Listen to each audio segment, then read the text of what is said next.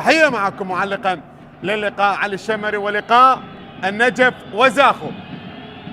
مباراة مهمة، مباراة البلاي اوف تجمع اصحاب المراكز، تحدث عن الرابع والخامس، وبالتالي هي مباراة مهمة تجمع الفريقين، مباراة ليست بالسهلة، مباراة الكل يعلم لابد من وجود فائز من خلال هذا اللقاء، واذا ما استمرت المباراة حتى وإن كانت فيها يعني النتيجة التعادل ما بين الفريقين، التعادل السلبي أو التعادل الإيجابي حتى وصول صافرة الختام، سنلجأ إلى ركلات الجزاء الترجيحية التي ستحدد من المتأهل من هذه المباراة. فريق النجف يلعب من خلال هذا اللقاء بسرهنج محسن، محمد جاسم، فامرس، حمزة عدنان، علام هاوي، شبر علي، واميندي، ومحمد صالح، محمد قاسم، ومحمد داود، وحازم المستوري. هذه تشكيلة فريق النجف لمباراة اليوم. بالمقابل هنا زاخو، علي كاظم، رودريك كابوي، احمد ابراهيم، يوسف الالوسي، رمضان صديق، موسيس، حسين منذور، وحميد حاجي، امجد عطوان، وفرانك سيدريك، وسفين منصور. هذه تشكيلة زاخو لمباراة اليوم. هذا محمد صالح، هدف واحد هذا الموسم لمحمد صالح لاعب فريق النجف. كل التوفيق لكلا الفريقين من خلال مباراة اليوم، مباراة دقة بتحكيم بقيادة هذا الرجل واثق محمد، والحكم المساعد الأول أكرم علي، والحكم المساعد الثاني علي فاضل، والحكم الرابع علي أحمد شاكر. بينما حكام الفار لمباراة اليوم علاء سلام وأحمد قاسم. هذه جماهير نادي زاخو الحاضرة على المدرجات، بينما هنا كرة خطيرة من المدافع، ولكن يقظت حارس المرمى علي كاظم اللي أبعد الكرة إلى خارج أرضية الملعب إلى ركلة ركنية. يوسف الآلوسي من خلال اللقطة الماضية يعود بالكرة لحارس المرمى. طبعا لم تكن العودة بكل تأكيد، يعني حارس المرمى كان منتبه تماما، وهنا تسديدة ولكنها مرت إلى خارج أرضية الملعب من محمد قاسم اللي سدد الكرة، ولكنها مرت إلى خارج أرضية الملعب. بالمناسبة هذا الموسم لقاء الفريقين في المرحلة الأولى والمرحلة الثانية. في المرحلة الأولى تعادل الفريقان بهدف مقابل هدف في زاخو، وفي النجف الأشرف فوز النجف بهدفين مقابل هدف واحد. كرة إلى خارج أرضية الملعب إلى ركلة مرمى الآن. هذا علي كاظم حارس اللي قدم مجهود كبير وقدم مستوى أكثر من رائع من خلال هذا الموسم مع فريق زاخو. هذه الكرة التي عاد من خلالها يوسف الآلوسي، وإبعاد كان محكم وكذلك بانتباه كبير من قبل حارس المرمى علي كاظم اللي أبعد الكرة إلى خارج أرضية الملعب إلى ركلة ركنية. هنا شبر علي، هدفين هذا الموسم لشبر علي مع فريق النجف. كرة ملعوبة للأمام، غياب لعدة أسماء، باتريك مارسيلينو، داروين، ناصر محمدو. هذه الأسماء 3 إلى 4 لاعبين المحترفين عن تشكيلة فريق زاخو لمباراة اليوم، ولكن بمن حضر. كرة ملعوبة لحسين منذور، حميد حاجي لأمجد. 8 أهداف لأمجد عطوان. هذا أمجد عطوان لاعب خط الوسط، لاعب ممتاز، وبالتالي سيد عبد الغني شهد مدرب النجف الحاصل على لقب دوري، ولكن مع فريق آخر هو من النجف الأشرف اللي هو نفط الوسط، الفريق اللي غادر دوري الأضواء واللي غادر دوري نجوم العراق بالأخير، ولكنه يعني لديه لقب وكان بقيادة هذا الرجل اللي هو عبد الغني شهد. هنا خطأ على محمد صالح، هذا موسيس والخطأ والركلة الحرة المباشرة لمصلحة نادي زاخو. أمجد عطوان على التنفيذ الآن، كرات الثابتة وركلة حرة مباشرة لمصلحة زاخو. تنفذ الكرة عالية، خروج لسرهنج، أبعد الكرة، تبقى المحاولة. كابوي، سين منذور، كرة مقطوعة الآن، مرتدة محمد داود، كرة مقطوعة أمجد عطوان بكرة لفرانك السدرك. فرانك السدرك من خلال هذا الموسم بكل تأكيد يعني أتحدث عن الهدافين، وفرانك السدرك لديه 7 أهداف، 7 أهداف هذا الموسم، ولكن أمجد عطوان لديه 8. طلال البلوشي، والأمور الجيدة بالنسبة لهذا المدرب القطري، أول مدرب قطري، ولكن لدينا مدرب ثاني سيكون اللي هو وسام رزق كمدرب ثاني قطري في دورينا، وسام رزق اللي سيقود فريق القوة الجوية، فريق القوة الجوية اللي يحتل الترتيب الثاني من خلال هذا الموسم، اللي كان منافس لفريق الشرطة، وفريق الشرطة اللي حصل على اللقب وكان هو الثالث على التوالي بالنسبة لفريق الشرطة، ولكن هذه المرة مع مؤمن سليمان. وفريق الشرطة بكل تأكيد يعني من خلال موسم طويل، هنا جماهير نادي زاخو الحاضرة من شمالنا العزيزة التي تؤازر فريق زاخو بكل تأكيد يعني تطمح للحصول على انتصار، وانتصار. هنا الكرة التي اصطدت برأس اللاعب اللي هو حمزة عدنان، نتمنى له السلامة. هنا الكرة التي أبعدها سرهنج حارس المرمى الخبرة، وبالتالي ننتظر المباراة اللي لا يزال فيها التعادل حاضرا من خلال هذا اللقاء.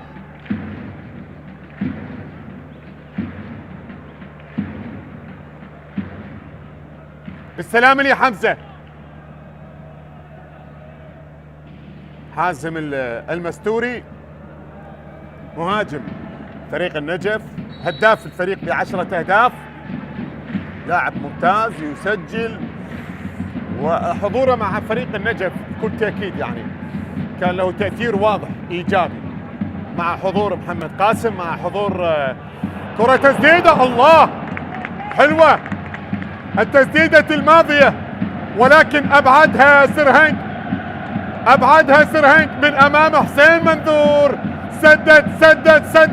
سدد الكرة قوية، كانت حلوة حلوة من حسين منذور، وحلوة من سرهنج محسن اللي أبعد الكرة خطيرة للمرة الثانية زاخو، ولكن هذه المرة كذلك يظهر سرهنج وأبعد الكرة من أمام موسيس، أبعد الكرة. هذا سرهنج تصدي ممتاز من خلال اللقطة الماضية. زاخو أخطر الآن، رمي التماس لمصلحة زاخو. رودريك كابوي، إبعاد من علام هاوي، أمجد لكابوي، إبعاد للكرة، محاولة والهجوم الآن لمصلحة زاخو من محمد جاسم. حمزة عدنان، كرة ملعوبة الآن، تسديد الكرة مرة أخرى وصلت لحارس المرمى، وصلت لسرهنج.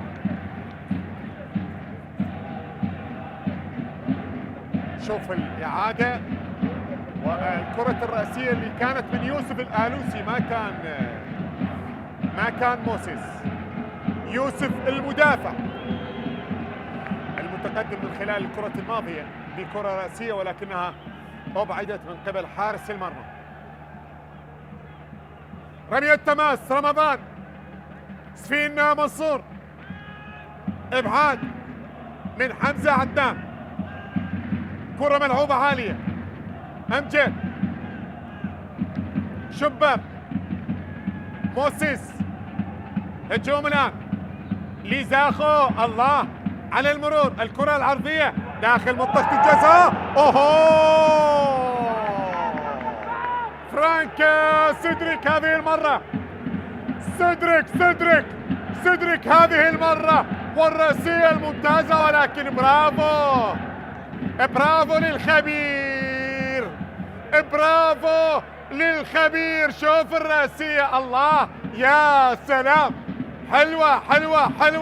حلوة الرأسية، ولكن الإبعاد الممتاز من سيرهينغ اللي يبدو لي هو الأفضل من خلال هذه المباراة لغاية الآن. خلال 10 دقائق اللي مرت هو الأبرز، بينما محمد داود بكرة ملعوبة الآن. داود يحاول، كرة مقطوعة. محمد داود طبعا هو كذلك لديه 10 أهداف مع حازم المستوري. كرة لفرانك سيدريك، إخراج الكرة. لدينا لاعب ملقى على أرضية الملعب اللي هو محمد داود. شوط أول ممتاز لغاية الآن. فرص الأخضر زاخو، هذا أولتراس الأحمر، جمهور نادي زاخو اللي نرفع له القبعة بحضور من شمالنا العزيز إلى العاصمة الحبيبة بغداد، دار السلام، وبالتحديد هنا على مدرجات ملعب وين المعالج السلامة لمحمد داود. عبد الغني شاهد يريد أن يواصل ما فعله فريق النجف، وبالتحديد من خلال المرحلة الثانية وحضوره الممتاز جدا من خلال المباريات الأخيرة. بينما طلال بداية نتائج لم تكن موفقة لفريق زاخو، ولكن بعد ذلك الصبر، وهذا الشيء ممتاز جدا. الصبر على طلال، الصبر على نادي زاخو، ومن ثم الفريق قدم أفضل ما لديه حتى احتل الترتيب الخامس. بالمناسبة النجف وزاخو الترتيب الرابع والترتيب الخامس، ولكن لكل فريق 67 نقطة. سيرهينغ، شوف هذه الكرة اللي تصدى لها سيرهينغ، شوف الرأسية، ولكن شوف الإبعاد الممتاز، الكرة الرأسية الممتازة. هي كانت رايحة للزاوية، ولكن حلوة لحارس المرمى الخبرة. عندما يكون لديك حارس مرمى خبرة ويتوقع الكرة بتمركز ممتاز وبتوقيت ممتاز وإبعاد بهكذا طريقة ممتازة، هذا شيء بكل تأكيد يعني تحسب لحارس المرمى. أحمد إبراهيم، هدف هذا الموسم، مدافع نادي زاخو، لاعب منتخبنا الوطني سابقا، واحد من الأسماء المميزة على مستوى خط الدفاع. هو كان مدافع مع منتخبنا الوطني، كل يعني بأنه أحمد إبراهيم واحد من الأسماء على مستوى خط الدفاع، لاعب ممتاز حتى مع زاخو يقدم الكثير من العطاء. كرة ملعوبة لمصلحة مندي، لاعب المحترف الممتاز مندي، واحد من الأسماء كذلك المميزة مع نادي النجف الذي يقدم الكثير في وسط الملعب، لاعب يصنع ويسجل. هناك بعض اللاعبين الأسماء المحترفين مع أنديتنا يقدمون العطاء الكثير، هذا واحد من هذه الأسماء اللي هو مندي. خطأ الآن لمصلحة نادي زاخو،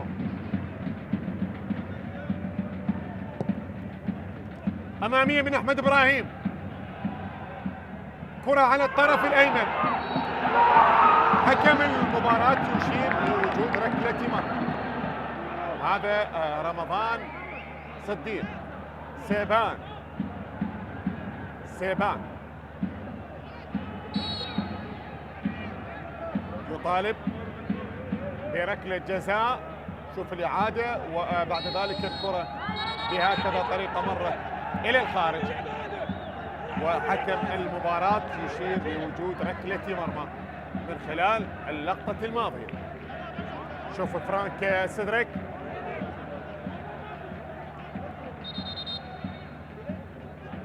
بطاقة صفراء لسيدريك، بطاقة الصفراء الأولى التي تظهر من خلال هذا اللقاء. حكم المباراة واثق محمد،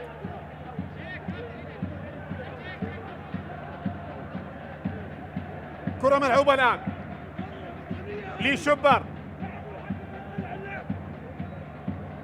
حمزة عدنان، محمد جاسم، شبر علي، فابريس لاعب التوغولي، بينما ميندي من السنغال لاعب اللي يمتلك الكرة الآن. كرة ملعوبة في وسط الملعب، تمرير لمحمد قاسم، لاعب المميز اللي يقدم الكثير مع فريق النجف، يعني ظهر بصورة ممتازة مع محمد داود بعد حضورهم لفريق النجف وانتقالهم لفريق النجف، غيروا الشيء الكثير من أداء الفريق، وبالتالي الظهور بصورة مميزة بالنسبة لمحمد داود وكذلك محمد قاسم، اللاعب الموهوب، اللاعب اللي يمتلك الشيء الكثير من الحلول الفردية، يصنع الأهداف، يسجل الأهداف، لاعب ممتاز، لاعب ممتاز. اي والله.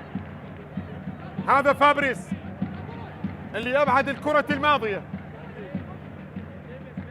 هذا سفين منصور،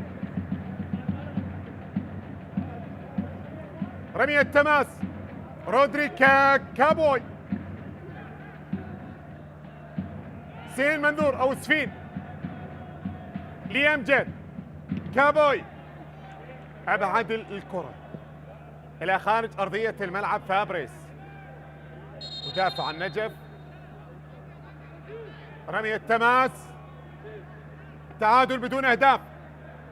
يا من تتابع وتشاهد عبر قناة الوطن، قناة الرياضية العراقية في كل مكان، الدقيقة 18، تعادل بدون أهداف، النجف وزاخو، لقاء مباراة البلاي أوف لموسم 2023 2024، أصحاب المراكز الرابع والخامس.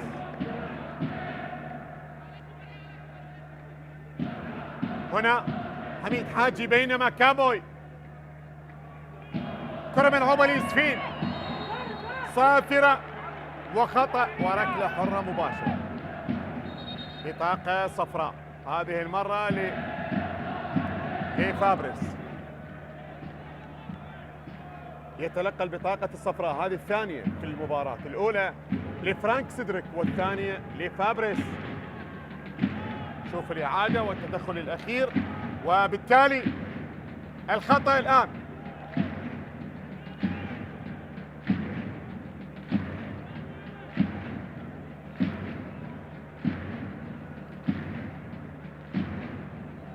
ركلة حرة مباشرة،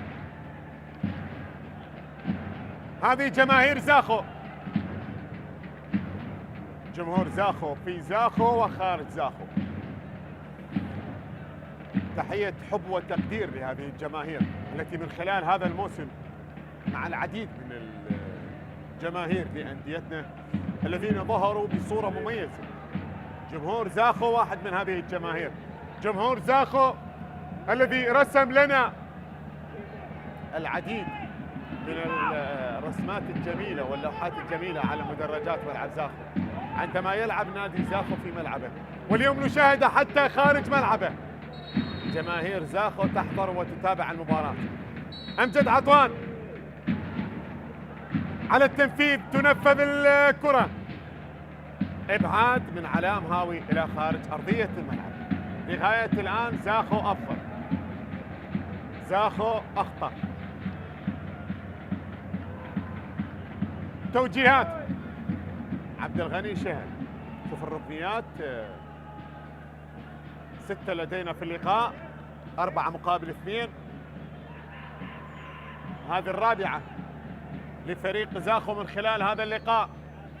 كرة تنفذ عالية، ضربة رأسية، إبعاد من حمزة عدنان للمرة الثانية.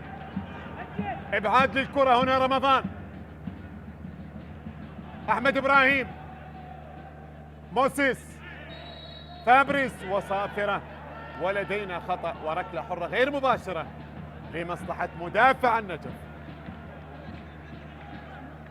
هذا أحمد إبراهيم اعتماد كبير على هذا الاسم وعلى هذا اللاعب في منظومة دفاع نادي زاخو.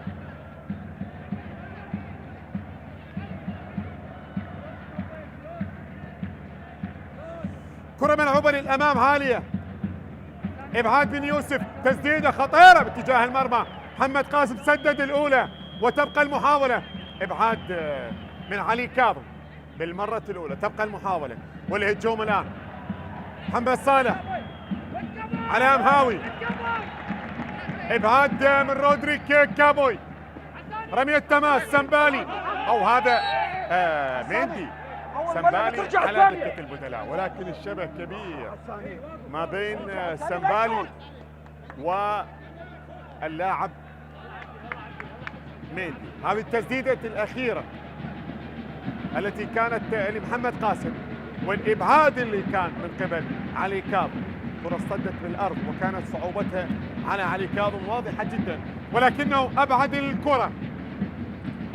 تبقى المحاولة موسيس لمصلحة زاخو، يعود لعلي كاظم، كرة للأمام، موسيس، كرة مرتدة الآن، صافرة، ولدينا خطأ على محمد قاسم. هذا أمجد عطوان،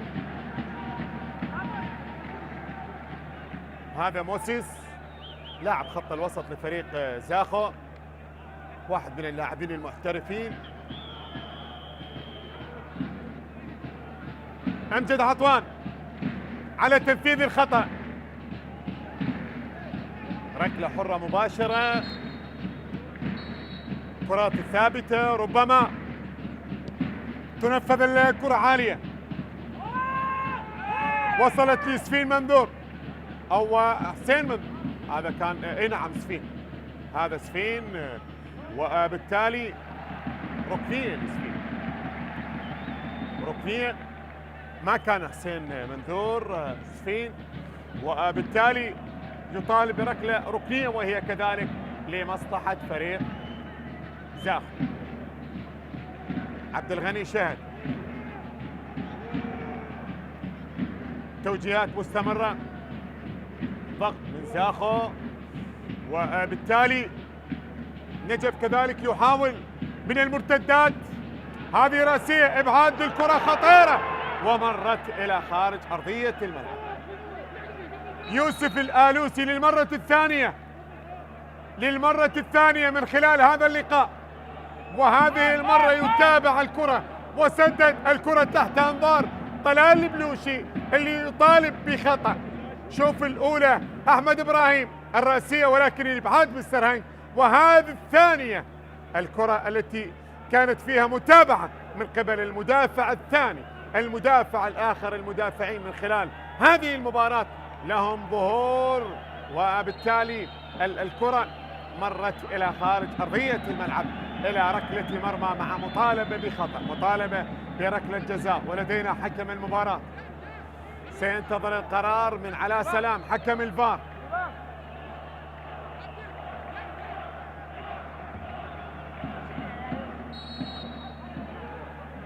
استمرار اللعب، حكم المباراة يعتبر بأنه الحالة كانت سليمة، وبالتالي إلى ركلة مرمى. محمد داود، شاهد إصابة بوجه محمد داود. شوف هذا طبعا الاصطدام اللي كان بالأرض، الكرة التي اشترك فيها واللي حاول أن يمر فيها، بعد ذلك سقوطه كان على الرأس مباشرة إلى الأرض. هذه واحدة طبعا من الحالات اللي فيها ممكن أن تكون يعني إصابة بالغة، لكن ولله الحمد مرت. وهناك بعض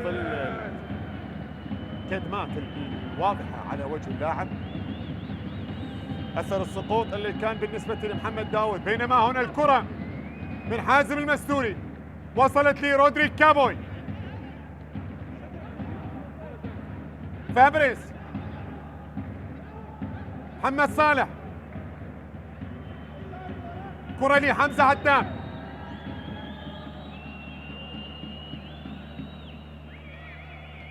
شوف الفريقان النجف ونادي زاخو. النجف قدم هذا الموسم، شوفوا احتل الترتيب الرابع،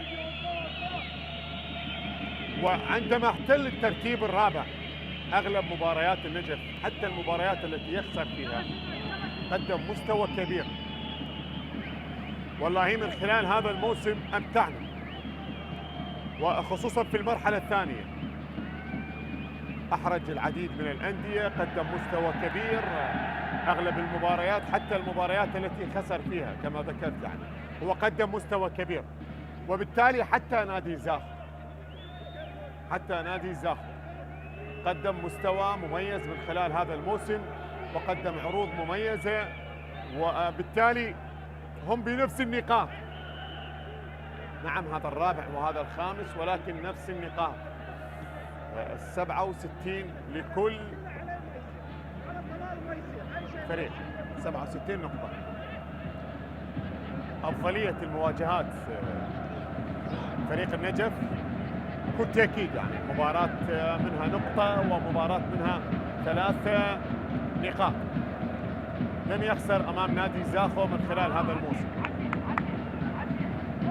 حتى على مستوى التسجيل. بالنسبة لمستوى التسجيل النجف أفضل، سجل 45 هدف، بينما زاخو سجل 37 هدف. ولكن الكل يعلم بأنه أفضل خط دفاع هذا الموسم اللي هو زاخو ب20 هدف في مرماهم. حتى النجف يعني كان ب28 هدف في مرماهم فقط من خلال هذا الموسم.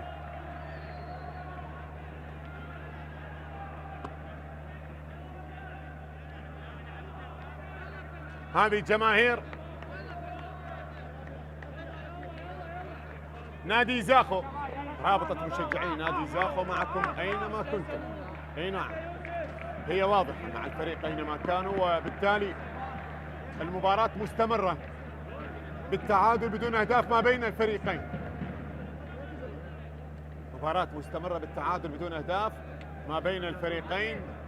هناك فرص في المباراة، الفرص للفريقين، ولكن نسبيا أفضل لفريق نادي زاخو. أخطر مرمى فريق النجف بثلاث كرات، والثلاث كرات أبعدها سرهنج محسن. نجف من خلال هذا الموسم 19 انتصار، 10 تعادلات، 9 خسائر، بينما زاخو من خلال هذا الموسم 17 انتصار و16 تعادل و5 خسائر فقط تلقاها من خلال هذا الموسم. واثق محمد حكم المباراة. هذا المشجع، وهذه الصورة الواضحة بالنسبة لمشجعين نادي زاخو التي تنتظر أول أهداف المباراة، حاضرة على المدرجات واللي تابع المباراة عبر قناة الوطن، وكذلك جمهور النجف اللي يتابع المباراة والحاضر على المدرجات. ولكني كنت أتوقع بأنه جمهور النجف سيحضر بأعداد كبيرة من خلال هذا اللقاء، مباراة مفصلية، وبالتالي كنت متوقع بأنه جمهور النجف سيكون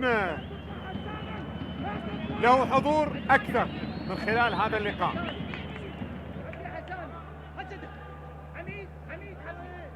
كرة ملعوبة الآن،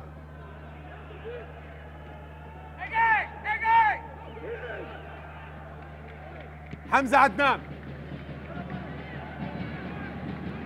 كرة في الوسط، وصلت الكرة إلى جهة اليسار، متابعة مستمرة. مندي لديه أهداف جميلة وسجل 5 أهداف،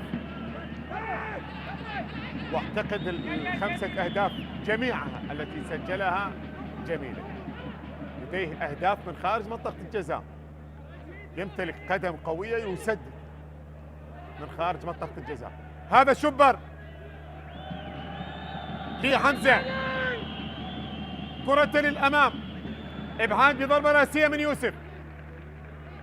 فرانك سيدريك، صافرة وخطأ على مندي لاعب السنغالي، خطأ لفرانك سيدريك.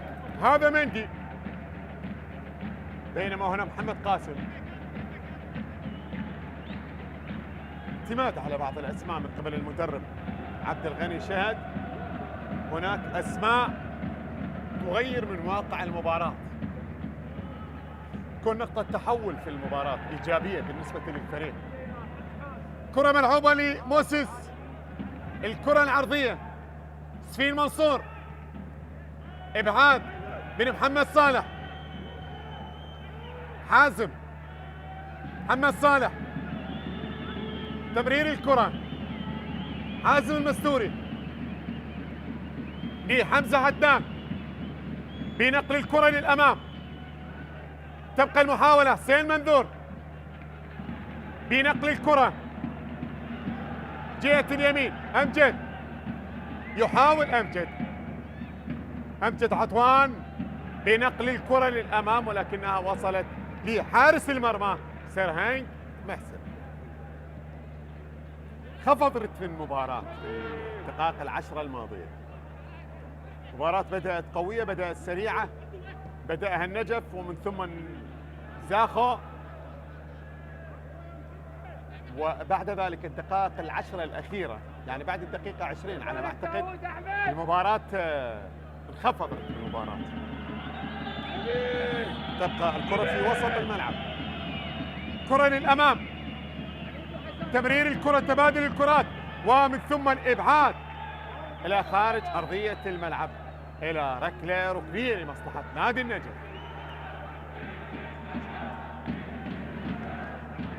السلامة لرمضان، سفيد سيبان، رمضان صديق، ركنية الآن لمصلحة النجف. حمزة عدنان ترسل الكرة عالية، مندي، مرت محمد داود، يحاول من خلال هذه الكرة لمحمد قاسم، فتح زاوية للتسديد، سدد الكرة ولكنها مرت إلى الخارج إلى ركلة مرمى. محمد قاسم سدد الكرة ولكنها إلى خارج أرضية الملعب إلى ركلة مرمى الآن لمصلحة فريق زاخو.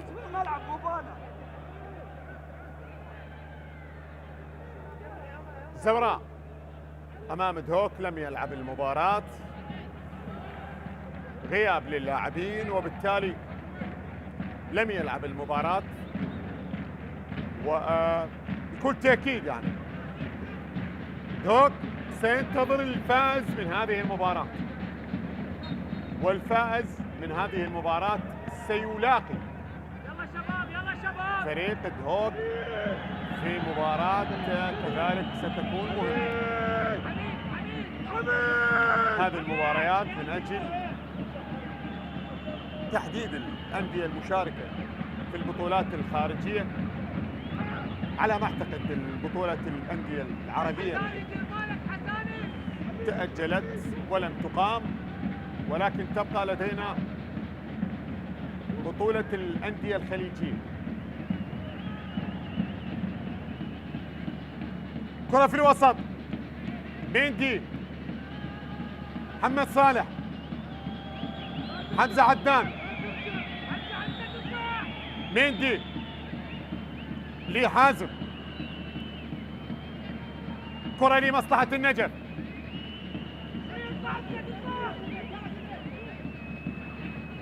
فابريس، يعود لمحمد جاسم، حمزة عدنان، نقل الكرة، وبالتالي هذا محمد صالح لاعب خط الوسط لفريق نادي النجف. ذكرت بأنه جمهور زاخو اليوم يعني حضوره خارج ملعبه، وذكرت بأنه في ملعبه دائما ما تمتلئ المدرجات بحضور جمهور زاخو، وكذلك بالمقابل لا ننسى بأنه جمهور النجف كذلك لديه ترحال خارج النجف الأشرف، وحضور كذلك ممتاز خارج النجف الأشرف، ولكنه في النجف لديه حضور أكثر من رائع. جماهير النجف التي عودتنا أن تحضر في مباريات النجف على ملعبه، والحضور ليس بالأعداد القليلة، تمتلئ المدرجات، حضور مثالي، جماهير كذلك نرفع لها القبعة.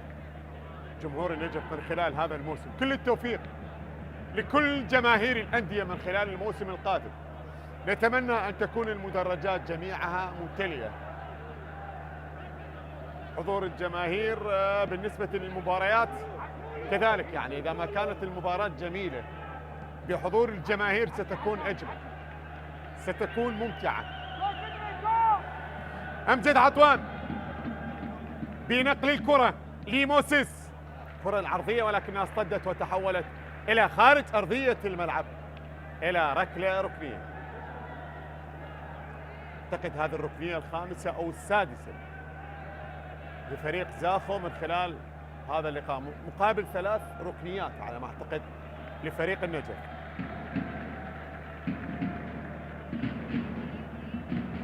أمجد عطوان على التنفيذ على يسار حارس المرمى سرهنج. أمجد بكرة تنفذ، فرانكو سيدريك سدد الكرة، ولكن حارس المرمى تصدى للكرة الأولى اللي كانت قوية، حلوة وممتازة وجميلة من فرانك سيدريك، وكذلك من سرهنج اللي تصدى للكرة بشكل ممتاز.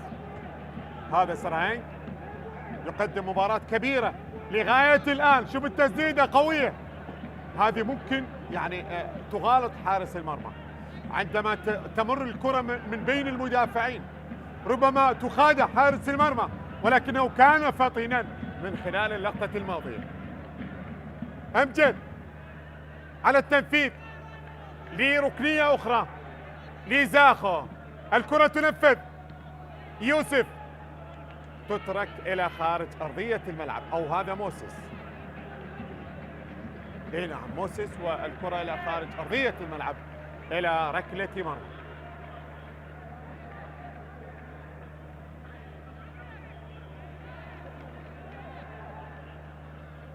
هذه الكرة والتسديدة القوية من فرانك سيدريك اللي سدد الكرة، ولكن بعد ذلك الإبعاد الممتاز من قبل حارس المرمى سرهنج محسن.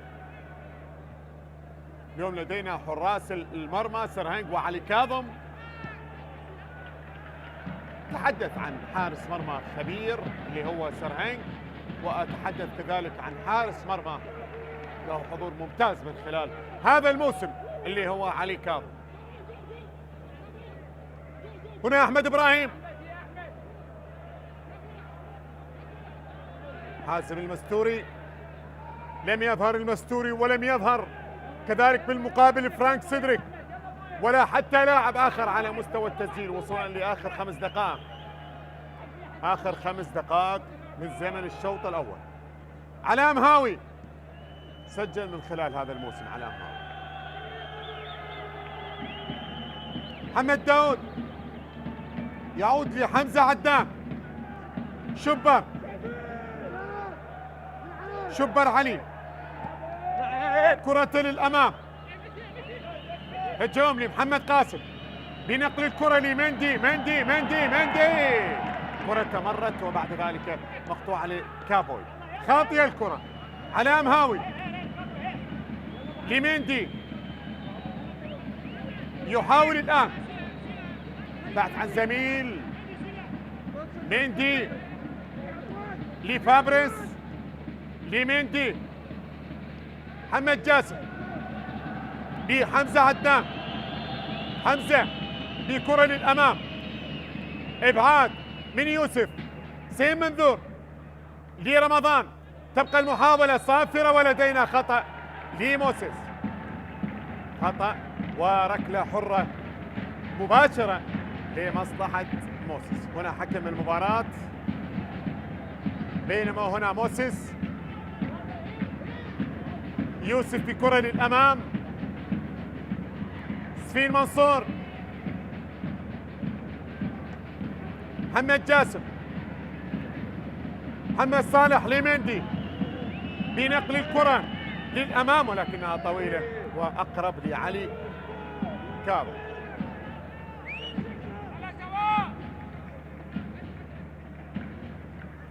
هنا محمد داود، لاعب ممكن أن يظهر في أي لقطة،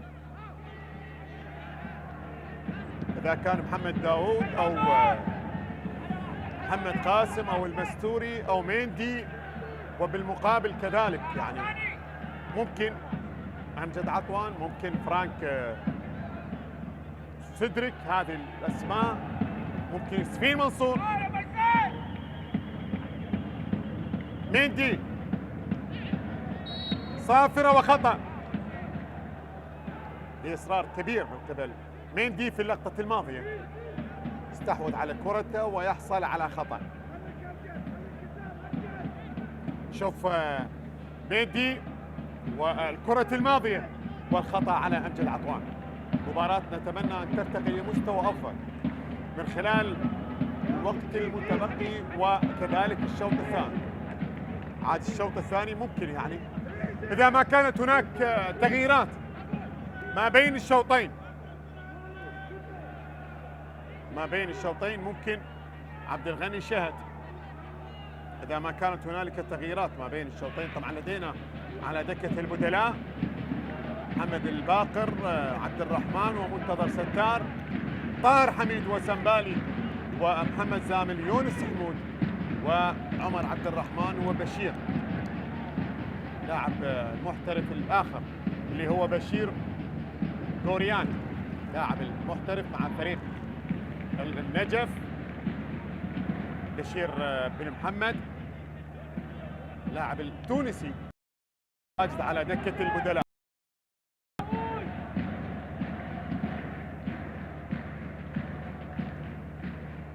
رمية تماس بالمقابل على دكة البدلاء لفريق زاخو.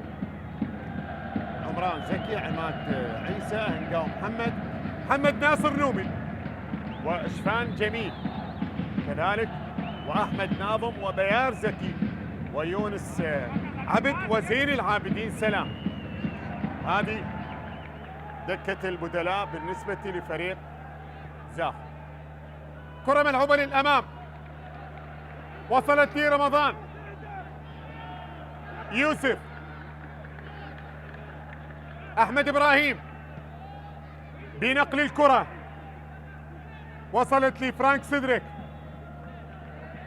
تمريرة إلى جهة اليمين، دقيقة الأخيرة. أمجد عطوان، أمجد يحاول داخل منطقة الجزاء، المحاولة مستمرة. شوف الضغط من حمزة عدنان، وبالتالي بعد ذلك الكرة مقطوعة من قبل حمزة عدنان. كرة إلى خارج أرضية الملعب، ننتظر الوقت المحتسب بدل عن الضائع.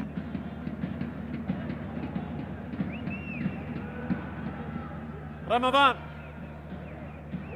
كرة للأمام، رأسية من فرانك سيدريك، ولكنها إلى خارج أرضية الملعب.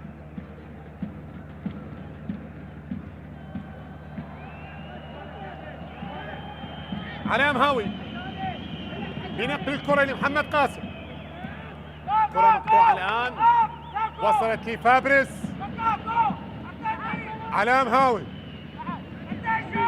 يتقدم في الكرة مع محمد داود. هاوي وصافرة وخطأ.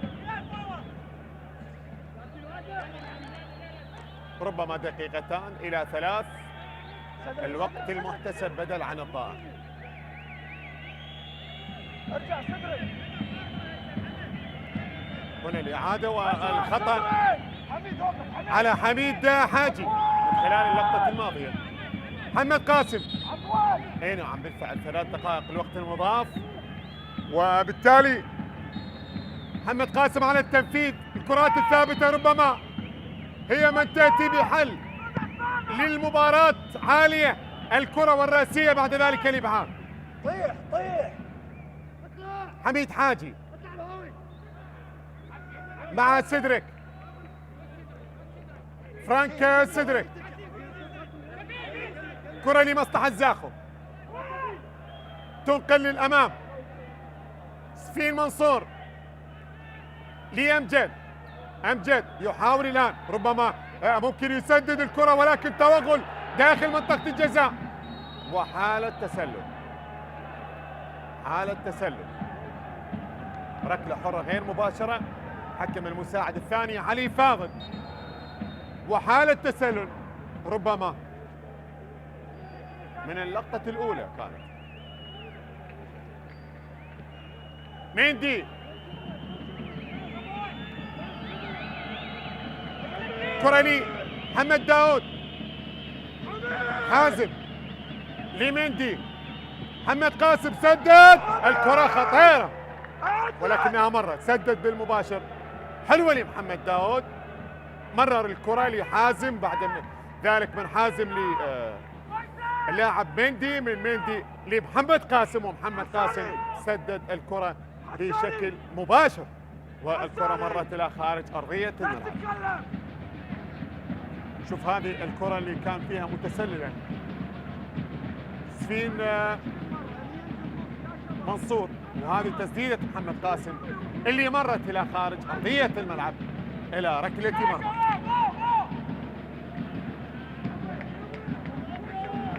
رمية تماس الآن علام هاوي على التنفيذ، كرة لي فابريس،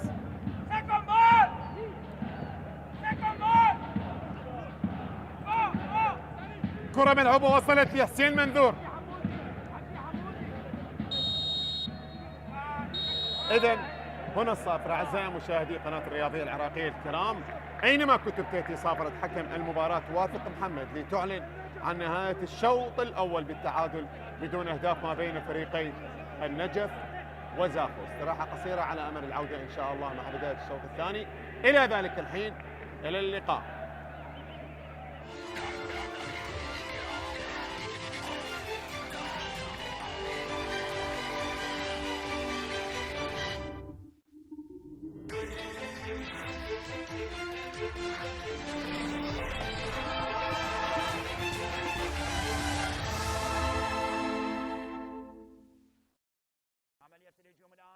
ممكن الآن نادي القاسم لو سجل هدف سيصعب الأمور.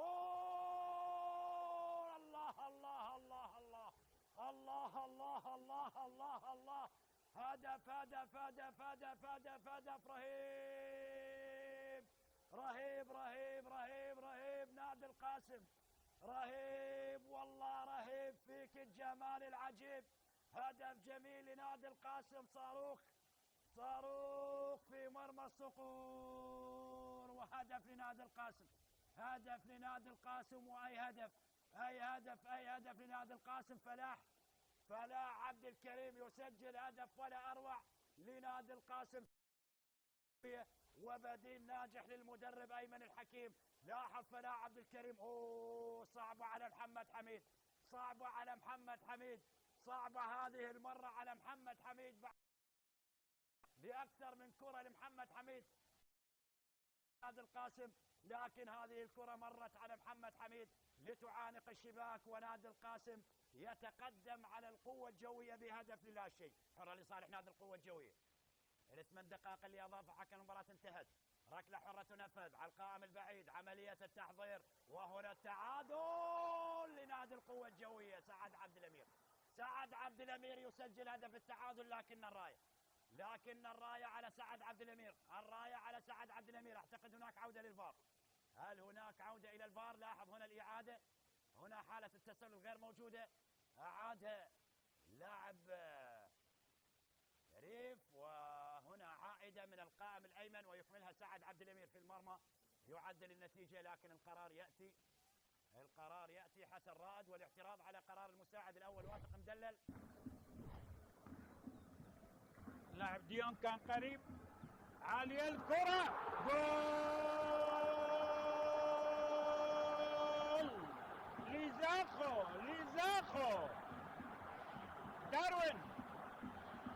داروين لوبيز الكولومبي بهدف أول لأبناء الخابور. داروين لوبيز 6 أهداف في الدوري. يحتفل على طريقته الخاصة. لقطة سيلفي للذكرى. الكولومبي داروين لوبيز. هل هناك شيء؟ أعتقد لا يوجد تسلل في اللقطة الماضية. لاحظ ارسل ودخل وهدف أول لزاخو.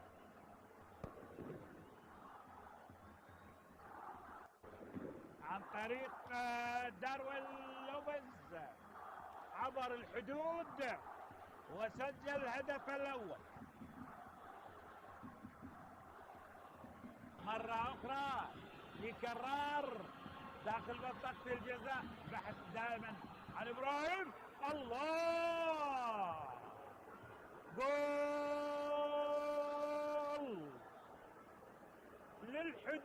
للحدود، عبر الحدود عن طريق البديل علي كريم محمد، البديل الناجح، البديل بهدف جميل للحدود بتسديدة قوية جدا، مرت وعبرت في شباك علي كاظم.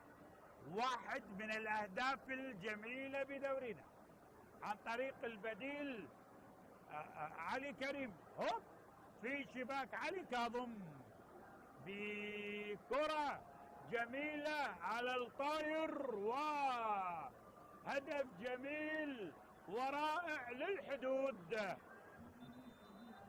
لاحظ الحدود بهذه الكرة والتعديل وفرحة عادل نعمة. وتسديدة من بعيد، جول علي صادق يلعب كرة جميلة من مسافة بعيدة ويسجل أول أهداف المباراة في الدقيقة 39 من عمر المباراة. علي صادق به كرة جميلة ولا أروع ولا أجمل من خارج منطقة الجزاء، يسجل من خلالها أول أهداف المباراة بكرة رائعة جميلة من مسافة حوالي 40 ياردة، يسجل أول أهداف المباراة بالدقيقة 39. شوف بيمينه كرة صاروخ إلى داخل الشباك، يعلن من خلالها تسجيل أول الأهداف لفريق نادي الزوراء. واحد الزوراء لا شيء نفض بكرة جميلة ولا أروع ولا أجمل من علي صادق، تعانق الشباك ويحرز من خلالها أول الأهداف بالدقيقة 39 من حسب بدل من ضايع. طويلة الكرة ملعوبة، مراد، حلوة من مراد وانتظر، جول. شوف راح نكملها الآن، شوف شلون تتهيأ. مراد ما بيها تسلل إطلاقا، من الانطلاقة الأولى ما بيها تسلل. هذا منتظر وتوغل واستطاع أن يسجل الهدف الثاني. 2 الزوراء لا شيء نفض.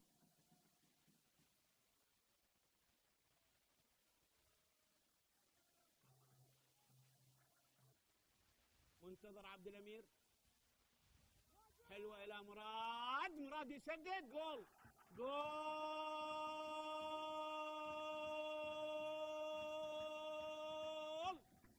كرة جميلة جميلة من بعيد ما بين منتظر ومراد، وتنتهي بأقدام مراد اللي يسجل الهدف الثالث بالدقيقة 55 من عمر المباراة. بالدقيقة 55 مراد محمد يسجل الهدف الثالث، الهدف الثالث لفريق نادي الزورق. مراد يسجل هدف الشخص الخامس بعد أن سجل في شباك نفط الوسط ونفط البصرة والنفط، ويسجل أيضا في شباك الميناء والكر.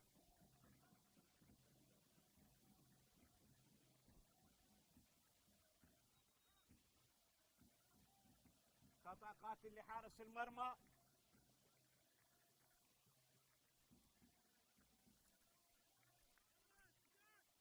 قبل مباراة الزورق، إذا انتهى الموسم والدوري للشرطة، إذا اللقب الثالث على التوالي للشرطة.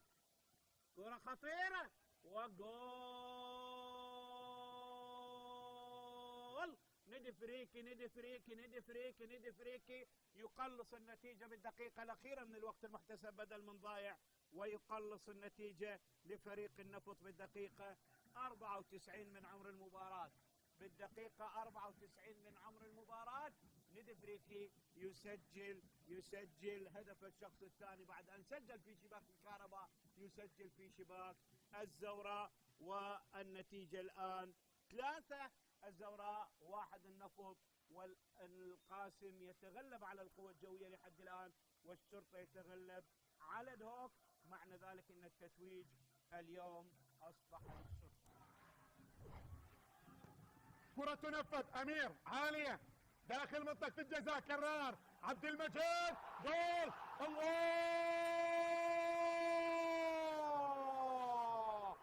جول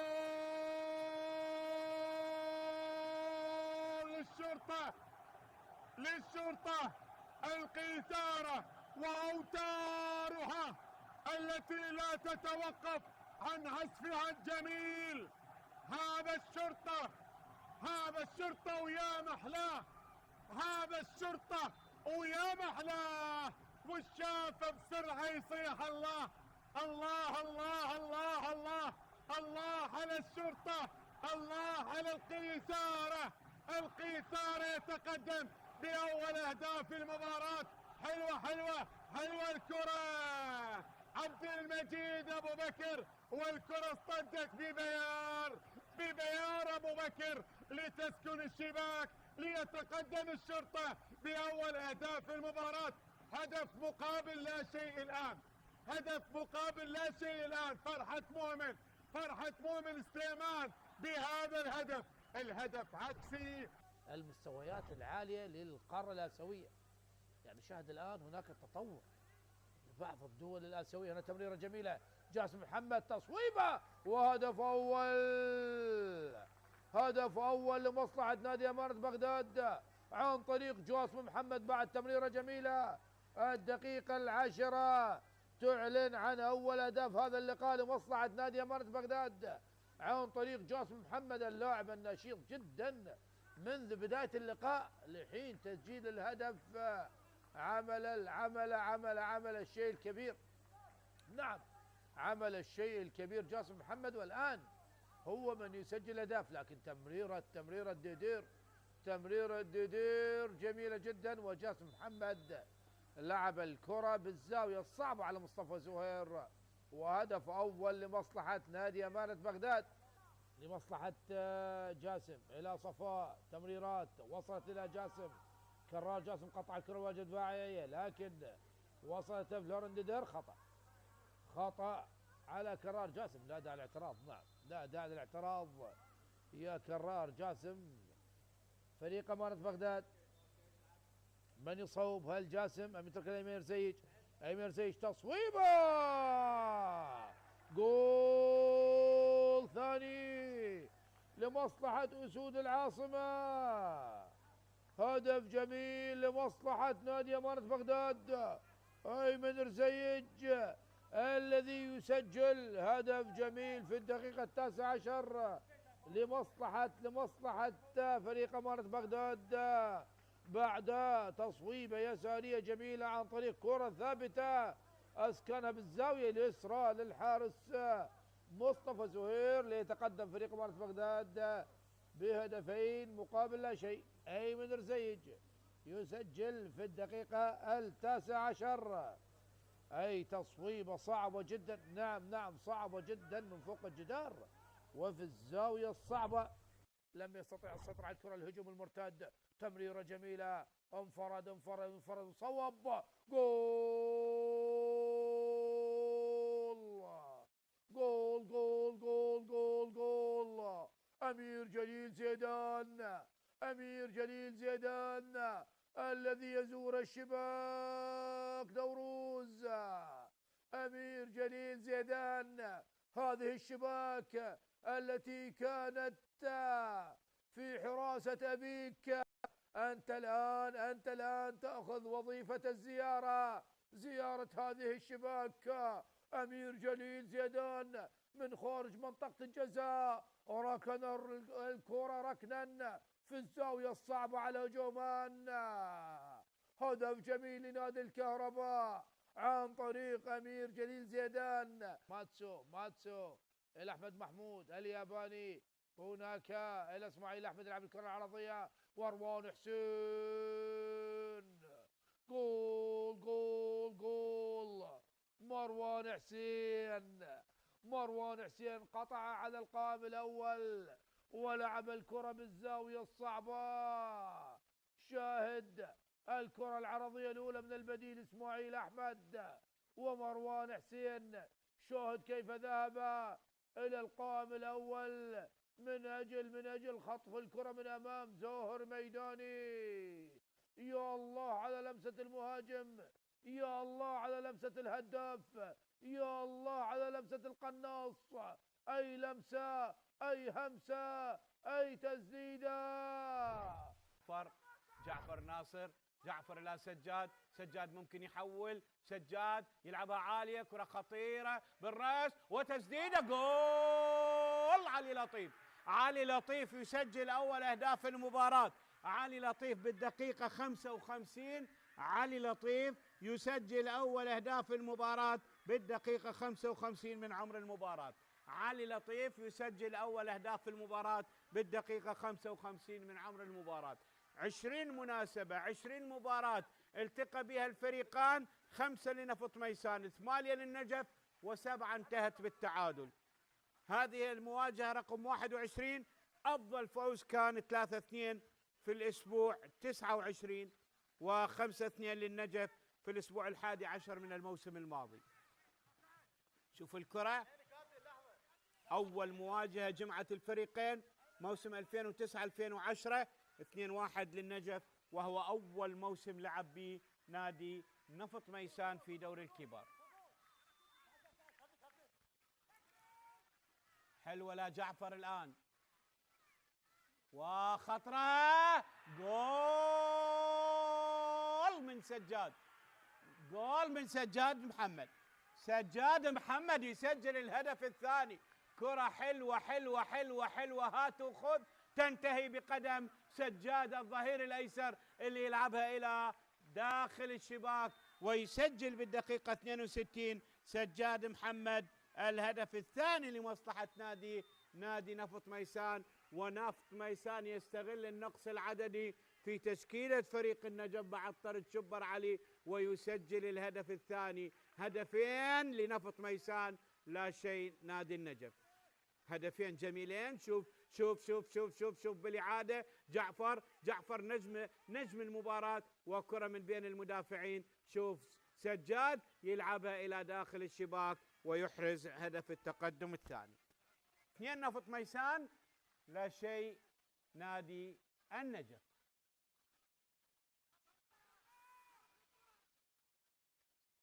سجاد محمد، جعفر ناصر، لاعب اللي يحمل رقم 7 في تشكيلة نفط ميسان. تسديدة جول جول جول جول جول. يا الله على هالكرة الجميلة من مندي، يا الله على هالكرة الجميلة من مندي. صاروخ يهز سباك نفط ميسان، والحارس حسن نجم بكرة جميلة ولا أروع. يلا يا المخرج، يلا يا المخرج شوفنا، يلا يا المخرج.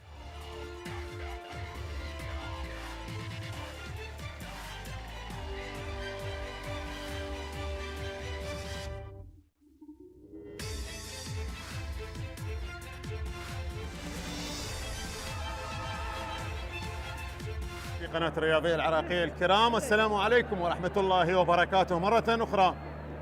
عودة للشوط الثاني من لقاء نجف وزاخو. تركنا الشوط الأول بالتعادل بدون أهداف ما بين الفريقين، لقاء ومباراة البلاي أوف لموسم 2023-2024 أصحاب المراكز الرابع والخامس. شوط أول متوسط المستوى، نتمنى أن يكون هذا الشوط الثاني أفضل من الشوط الأول، ونتمنى أن نشاهد الأهداف من خلال هذا الشوط الثاني، وسنتعرف إذا ما كانت هنالك تغييرات بالنسبة لكلا المدربين ما بين الشوطين.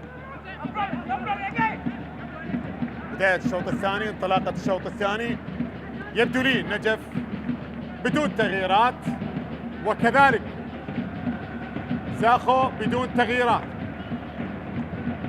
دوك ينتظر الفائز من هذه المباراة، المتأهل من هذه المباراة، وستكون مباراة ما بين الفريقين كذلك، ما بين دوك والفائز من هذا اللقاء.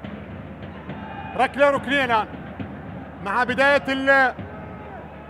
الشوط الثاني وانطلاقة الشوط الثاني. هذا علي كاظم حارس المرمى. الشوط الأول شاهدنا طبعا انقاذ عدة كرات من قبل الحارس سرهنج، بينما هنا المحاولة وإبعاد من علي كاظم. محمد قاسم مرة أخرى، كرة للأمام رأسية داخل منطقة الجزاء وإبعاد للكرة. ضغط من النجف، فابريس، محمد داود بنقل الكرة لحمزة عدنان.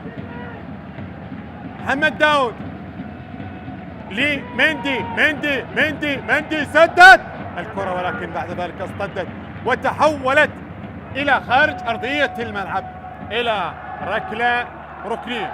ضاغط النجف مع انطلاقة الشوط الثاني. شوف 10 ركنيات، 6 لزاخو، 4 لفريق النجف. حمزة على التنفيذ الآن لمصلحة النجف، تنفذ الكرة في إبعاد وتدخل وصافرة وخطأ الآن لمصلحة نادي زاخو. خطأ لمصلحة نادي زاخو على ما أعتقد لفرانك سيدريك المتراجع حتى بالكرات الثابتة. هذا فرانك سيدريك أخطر مرمى فريق النجف من خلال الشوط الأول بكرتين كان خطير جدا، وكان ممكن أن يسجل لولا تدخل حارس المرمى سرهنج محسن بالكرة الأولى وحتى في الكرة الثانية. علي كاظم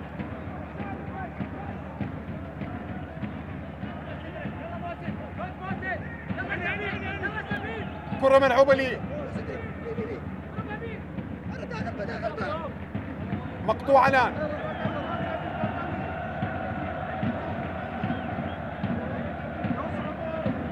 هذا سفين منصور، حساني حميد،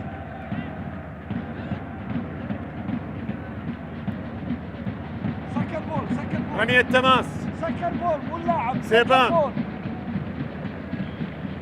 لمصلحة زاخو. حميد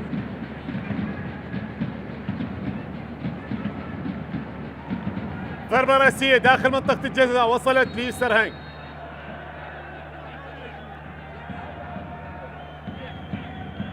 بالسلامة لسرهنج.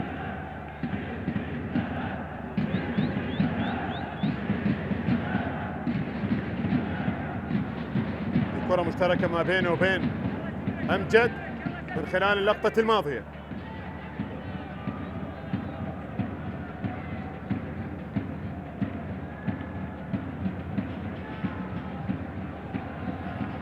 المباراة الفاصلة دائما ما تكون مباراة صعبة،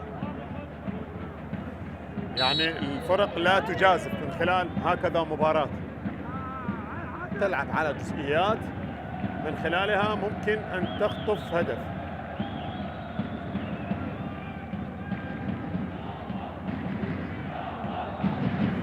كرة ملعوبة وصافرة وخطأ.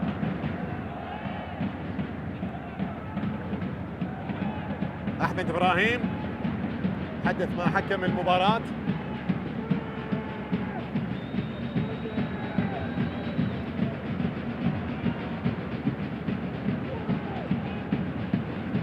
حازم المستوري من خلال اللقطة الماضية.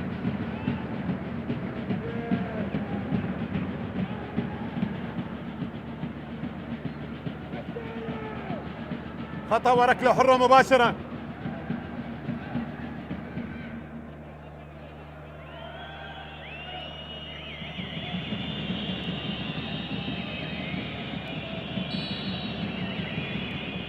كرات الثابتة ربما تغير، كرة ترسل للأمام وطالت على محمد داود وجميع اللاعبين إلى خارج أرضية الملعب. هذا حمزة، بينما هنا عبد الغني شهد، وكذلك هنا أمجد اللي كان واضح في الصورة. الدقائق الخمسة الأولى مرت من زمن الشوط الثاني لأهداف من خلال هذا اللقاء. هنا في ملعب الزوراء، الكل يعلم بأنه فريق الزوراء احتل الترتيب الثالث بعد نهاية هذا الموسم.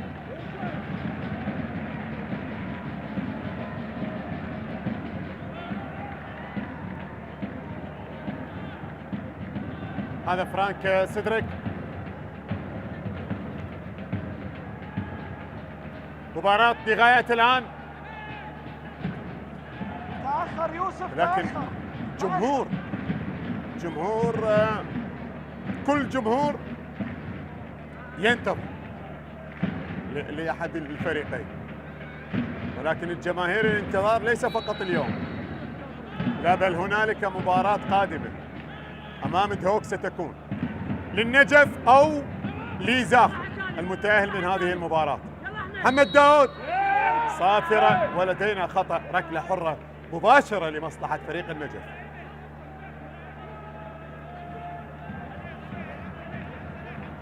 غزلان البادية وأبناء الخابور.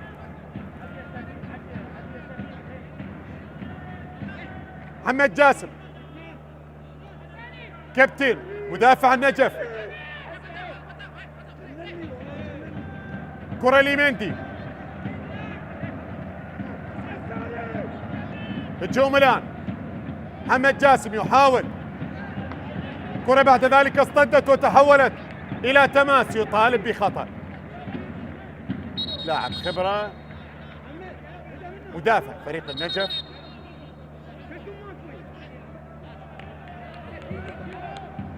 العشق الكبير من جماهيرنا لأنديتهم. شوف هناك بعض المباريات الجمهور يحضر في أجواء حارة، في أجواء تكون باردة، أمطار، جمهور ما يهمه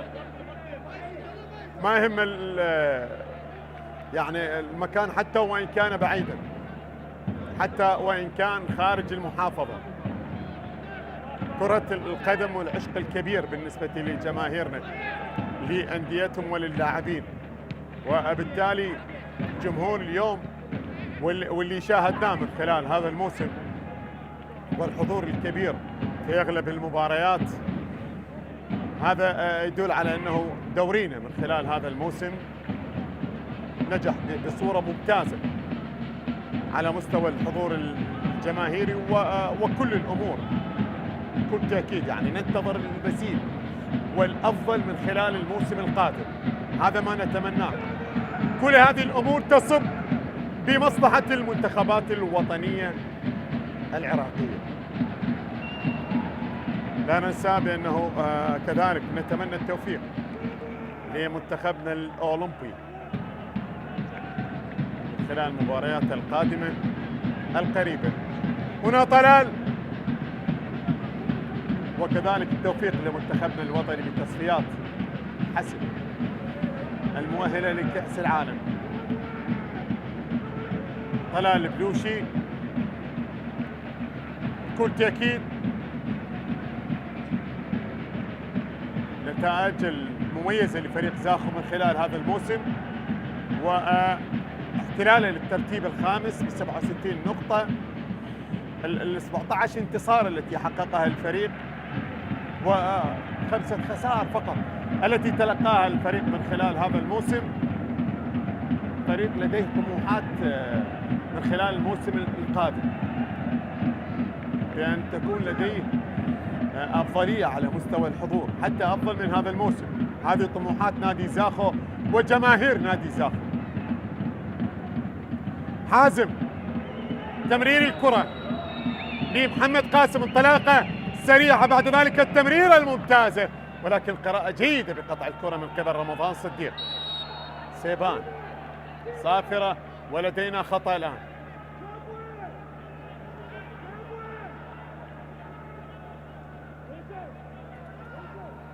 ركلة حرة مباشرة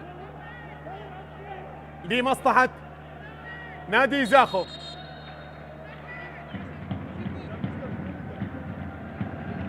يوسف الآلوسي على التنفيذ، كرة تنفذ للأمام. فرانك سيدريك لسفين منصور، حمزة عدنان، موسيس بينه وبين سفين. موسيس ابعاد للكرة، طالب بخطأ حكم المباراة قريب حميد حاجي.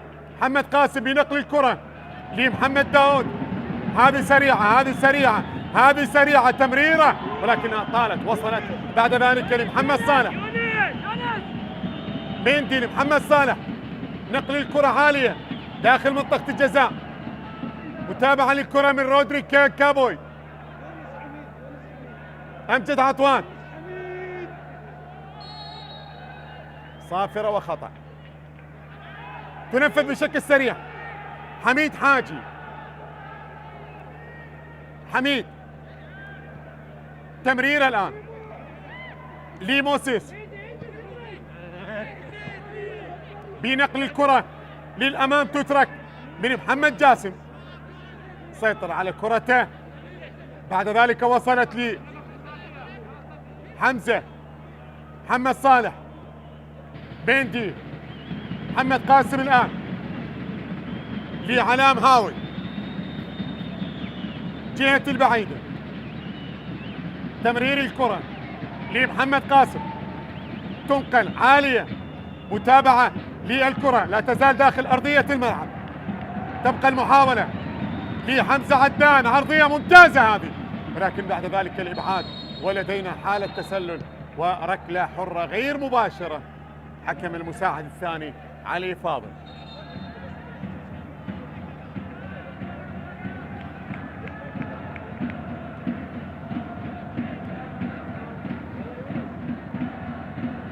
شوف هذه الإعادة، وبالتالي حكم الراية وهنا حكم الساحة، بينما هذا المشجع الجميل الزاخولي على مدرجات ملعب نادي الزوراء. علي كاظم، ركلة مرمى الآن، قريبين من ساعة من اللعب، ولا تزال الأمور التعادل بدون أهداف. شبر يتلقى البطاقة الصفراء وهي الثالثة في المباراة.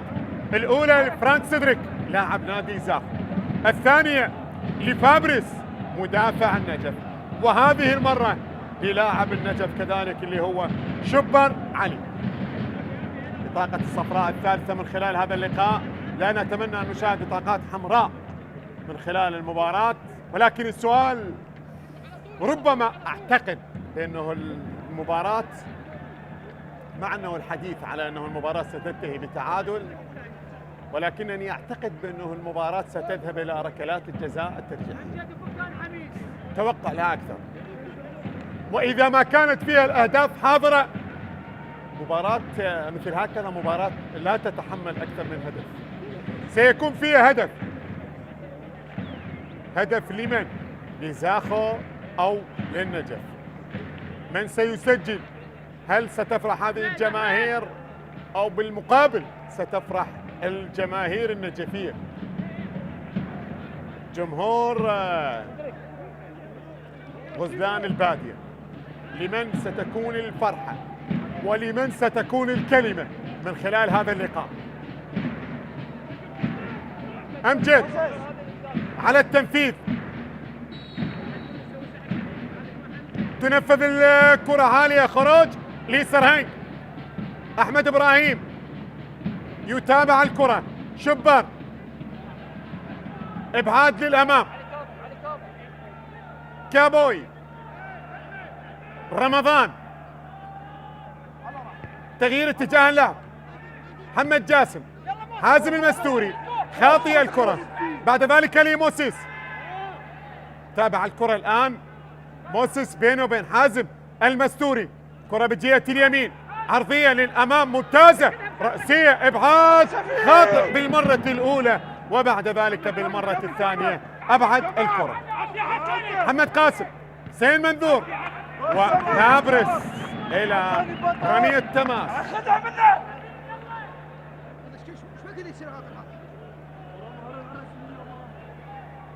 كرة إلى خارج أرضية الملعب إلى رمية تماس الآن. شوف هذه الكرة العرضية الممتازة اللي كانت من قبل اللاعب موسيس. رمية تماس لمصلحة الزاخو،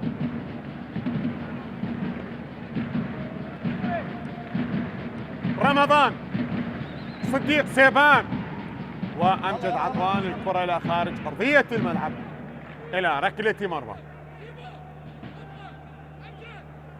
مثل هكذا مباريات تحتاج للتسديد من خارج منطقة الجزاء، ومثل هكذا مباريات ربما يعني خطف الهدف فيها يكون من كرة ثابتة. فابرس على التنفيذ، عالية الكرة، محمد داود، كرة مقطوعة، وصلت لحميد حاجي، هجوم ليسفين، مقطوع عن طريق محمد جاسم إلى تماس. تغيير الآن، عطوان من سيغادر التغيير؟ يونس عبد. يونس عبد سيشارك الآن بديلا لحميد حاجي. أول تغيير للمدرب طلال البلوشي، بينما هنا شبر يغادر والبشير بن محمد يشارك. بشير بن محمد يشارك بديلا من لاعب شبر علي. لكل مدرب تغيير، والنتيجة الآن ربما تتغير. الكرة اصطدت بالقائم الأيمن، تسديدة أمجد عطوان، سدد الكرة وكانت قوية وبالاتجاه الصحيح، ولكن القائم الأيمن من خلال اللقطة الماضية. تبقى المحاولة، أحمد إبراهيم، تغيير اتجاه اللعب، سيبان، عالية الكرة، علام هاوي، أبعد الكرة إلى تماس، رودريك كابوي لأحمد إبراهيم، كرة للأمام، فابرس، أبعد الكرة، حسين منذور، سيبان. حكم المباراة أشار لاستمرار اللعب. يونس عبد مع الكرة الأولى لأمجد، راح يسدد أمجد، لديه فرصة، سدد الكرة، ولكن الكرة بعد ذلك كانت عالية بعيدة إلى خارج أرضية الملعب، إلى ركلة مرمى. هذه الكرة التي سددها أمجد عطوان، ولكن القائم الأيمن هو من تكفل بالإبعاد، وتبقى النتيجة على حالها، التعادل بدون أهداف ما بين الفريقين. حلوة التسديدة كانت المحاولة بالنسبة لأمجد عطوان. كرة أمامية، إبعاد للكرة، بعد ذلك المتابعة، ضربة رأسية،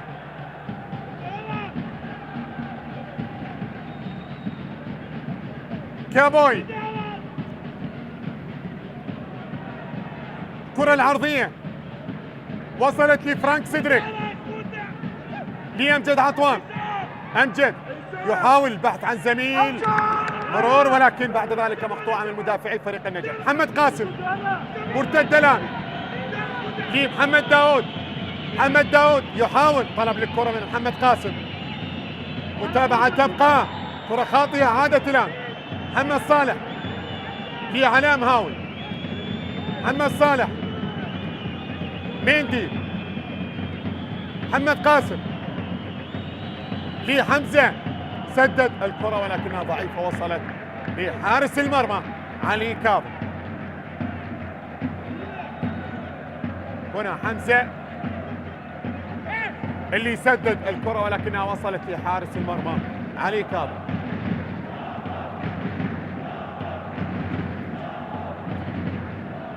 فابريس تترك لسرهين. فابريس مرة أخرى، كرة لمحمد صالح.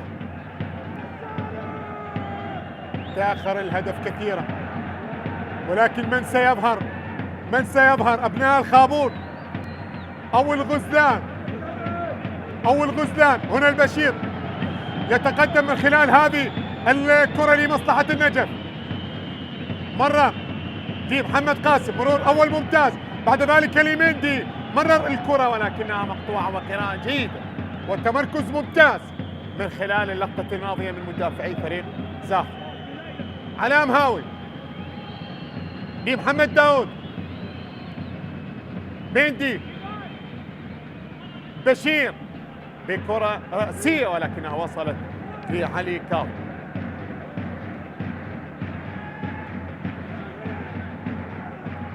هنا علام هاوي،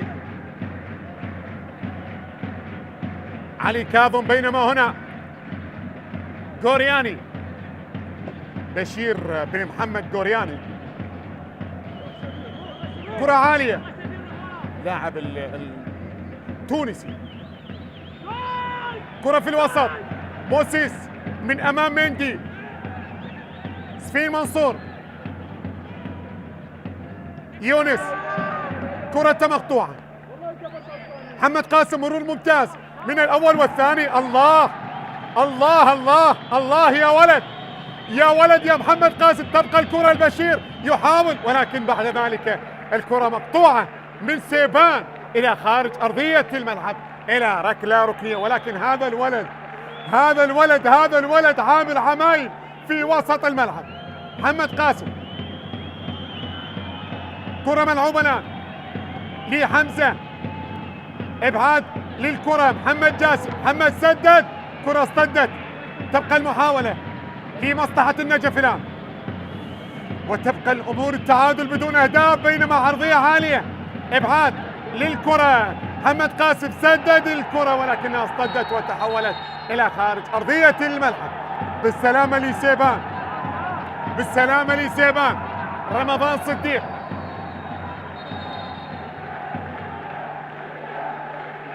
كرة تحولت إلى ركنية. شوف هنا الإعادة وبالتالي الكرة التي يطالب فيها محمد قاسم بوجود لمسة يد.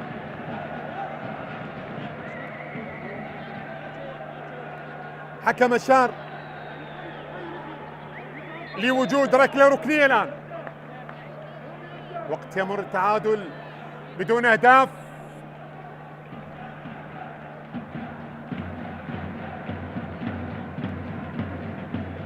أول لاعب سجل في مرمى النجف من زاخو من خلال هذا الموسم في المباراة الأولى. هذه جماهير النجف، جماهير الغزلان الوفية التي تحضر إلى العاصمة بغداد لمؤازرة الفريق، وكذلك هي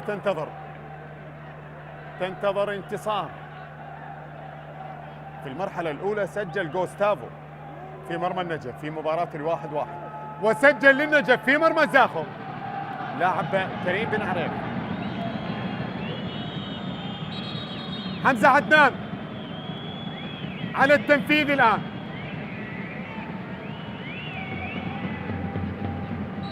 حمزة تنفذ الكرة، إبعاد، الضربة الرأسية، تبقى المحاولة. فابريس لعلام هاوي، محمد قاسم،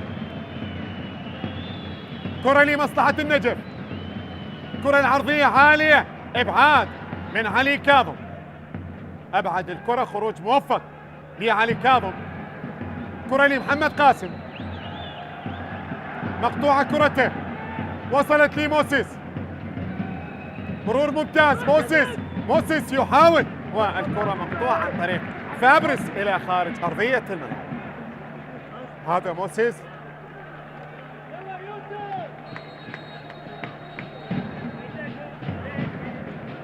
كرة تحولت إلى ركلة ركنية. 70 دقيقة، 71 دقيقة من عمر المباراة، والتعادل بدون أهداف في لقاء البلاي أوف لموسم 23-24 أصحاب المراكز الرابع والخامس. النجف وزاخو، ودهوك ينتظر الفائز من هذه المباراة. كرة ملعوبة من أمجد عطوان، محمد جاسم،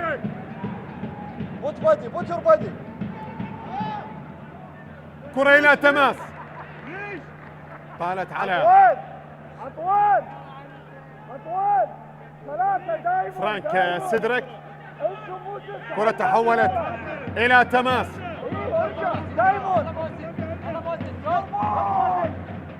كرة ملعوبة لي ميندي، يحاول ميندي توغل وتمريرة ممتازة على مستوى عمق المدافعين، ولكن بعد ذلك الإبعاد من أحمد إبراهيم.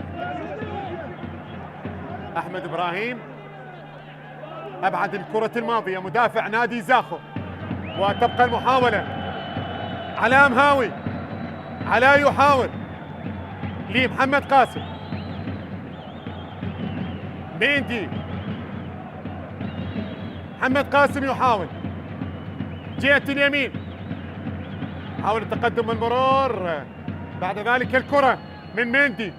محمد صالح سيطر على كرته لحمزة عدان، حمزة راح يسدد، سدد الكرة ولكنها أبعدت في ضربة رأسية من أحمد إبراهيم. مرتدة الآن لأمجد، أمجد عطوان تقدم فيها، وبعد ذلك التمرير لسفين، سفين منصور وفابريس. الكرة العرضية بعد ذلك طالت الكرة إلى خارج أرضية الملعب إلى ركلة مرمى. طالت إلى ركلة مرمى، هذا سفين منصور، بينما هنا طلال البلوشي. توجيهات مستمرة من المدربين. الشوط الثاني ربما أحد الفريقين يظهر على مستوى التسجيل. تاريخ لقاءات الفريقين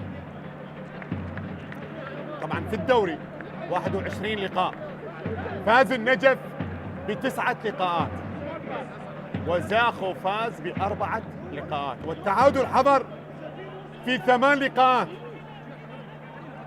بالمناسبة النجف في 21 لقاء بتاريخ لقاءات الفريقين سجل 21 هدف في مرمى زاخو، وزاخو سجل في مرمى النجف في 21 لقاء 16 هدف.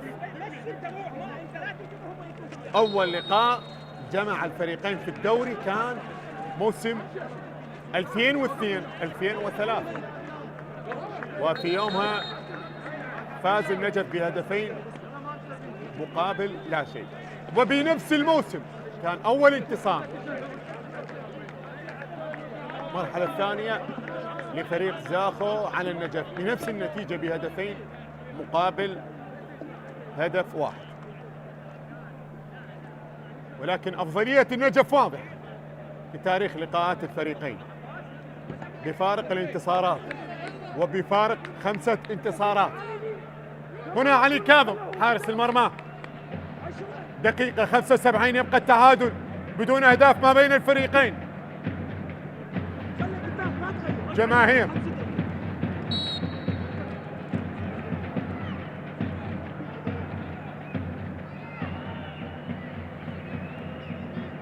ركلة مرمى فابريس على التنفيذ.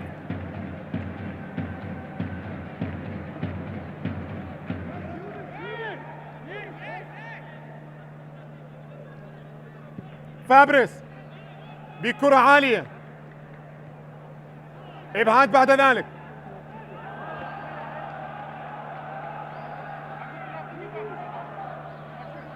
رمضان ابعد الكرة من خلال اللقطة الماضية.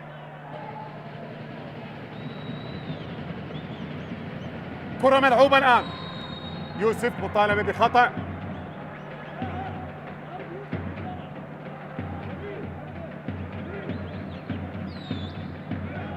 واثق حكم اللقاء.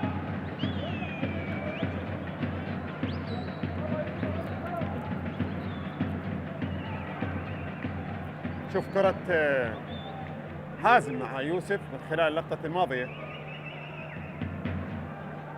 حكم المباراة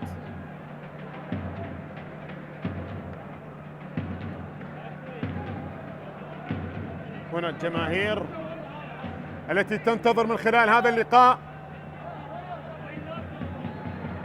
صعبة المباراة لغاية الآن على الفريقين وجمهور الفريقين. هنا جماهير النجف.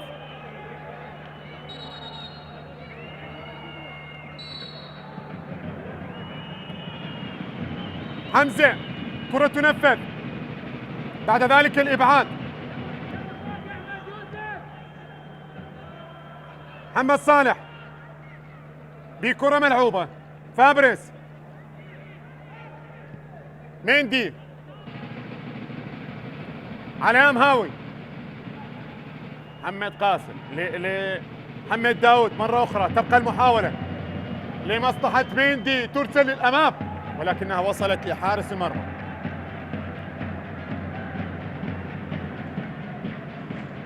هل سنشاهد سنبالي أو ربما يونس حمود؟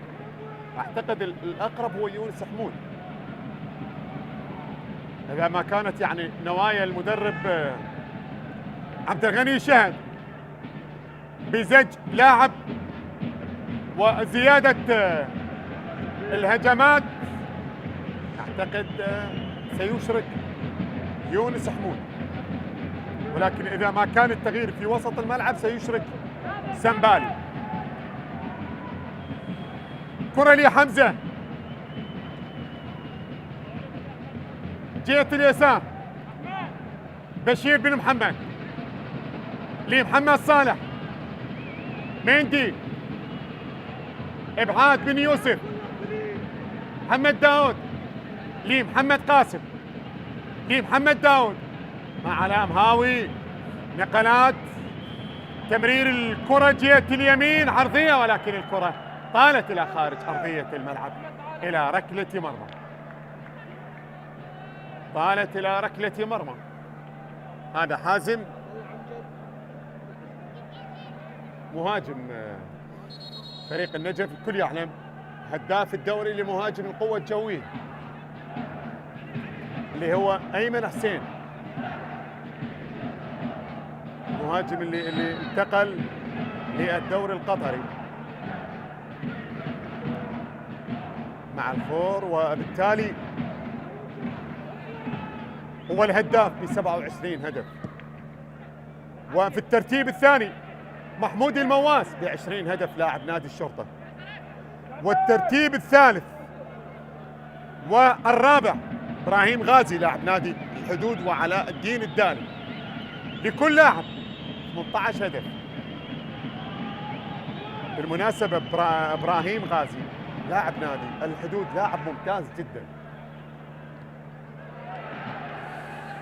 كرة ملعوبة الآن بجهة اليمين، محاولة مستمرة. محمد داود يحاول لمندي، تمرير الكرة، بشير سدد الكرة ولكنها بأحضان حارس المرمى علي كاظم.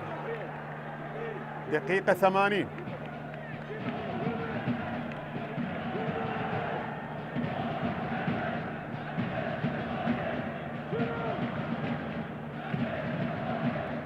شوف هنا الإعادة، وبالتالي التسديدة الماضية وصلت لحارس المرمى، بينما هنا الكرة إلى الخارج.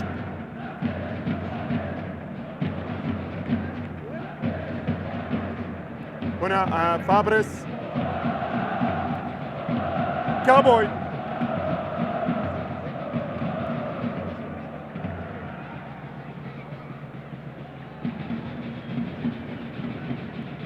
كرة ملعوبة الآن،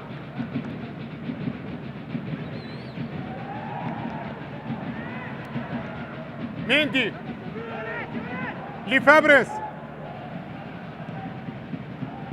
تمرير بعد ذلك، كرة مقطوعة،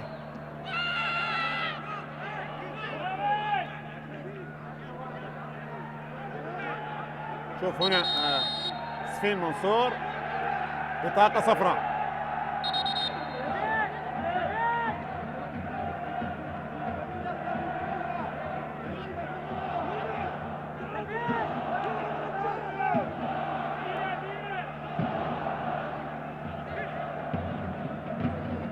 هنا الإعادة،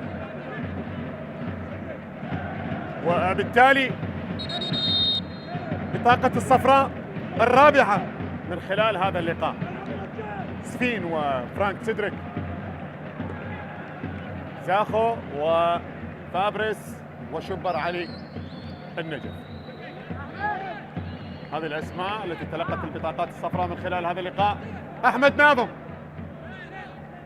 يشارك الآن، هذا أحمد ناظم لاعب اللي يشارك هدفين هذا الموسم لأحمد ناظم، لاعب مهاري ولاعب سريع ممكن أن يصنع الفارق. رمية تماس،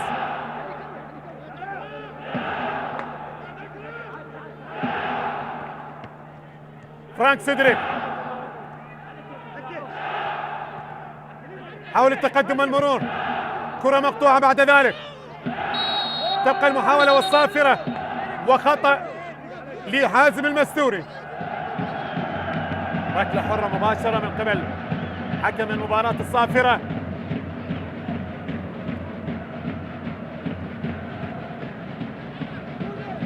شوف الإعادة، تدخل من يوسف الهالوسي، كرة ملعوبة لفابريس،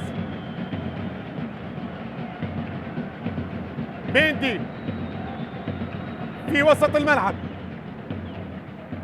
حمزة عدنان جهة اليسار لميندي، تمرير الكرة محمد جاسم، ميندي لفابريس، فابريس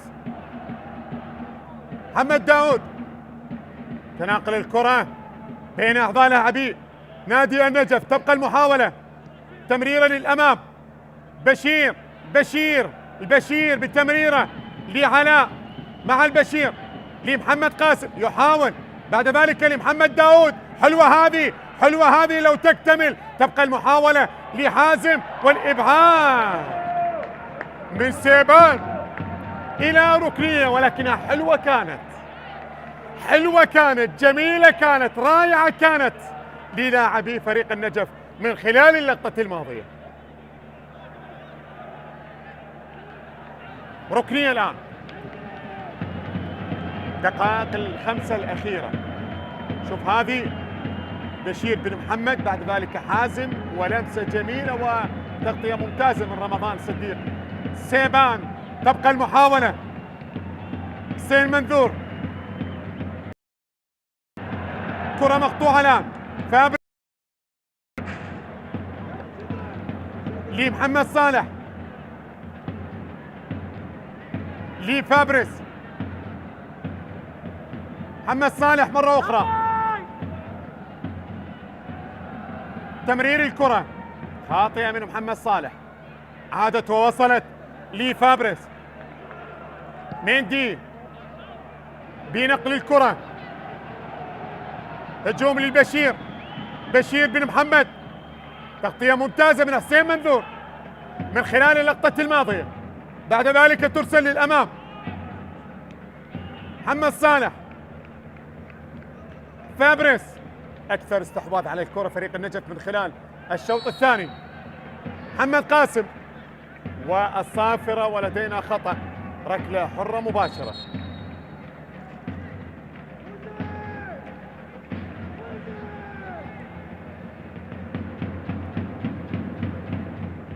شوف محمد قاسم، تدخل من رودريك كابوي،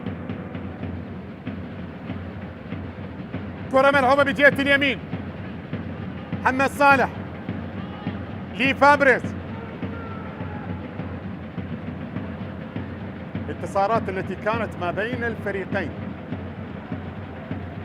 طبعا بنفس النتيجة بتاريخ لقاءات الفريقين. كرة خطيرة، وعلي كاظم، علي كاظم يتصدى لكرة حازم المستوري، رأسية المستوري بالاتجاه الصحيح، ولكن تفوق ممتاز من خلال اللقطة الماضية لحارس المرمى علي كاظم، اللي أبعد الكرة إلى خارج أرضية الملعب إلى ركلة ركنية.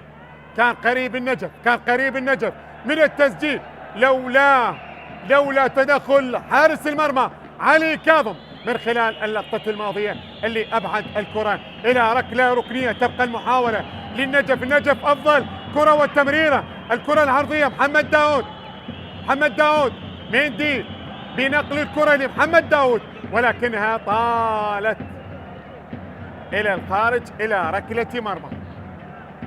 من خلال الانتصارات اللي حققها فريق النجف على زاخو بتاريخ لقاءات الفريقين، التسعة انتصارات، لم يفز بنتيجة بأكثر من 3 أهداف. أكبر نتيجة كانت فوز النجف ب3 أهداف على زاخو بالموسم الماضي 22-23، 3-1. وفي يوم سجل حسين طالب هدفين ومحمد زامل هدف، وعمر منصوري بكل تأكيد يعني سجل من خلال تلك المباراة. هنا الإبعاد الممتاز،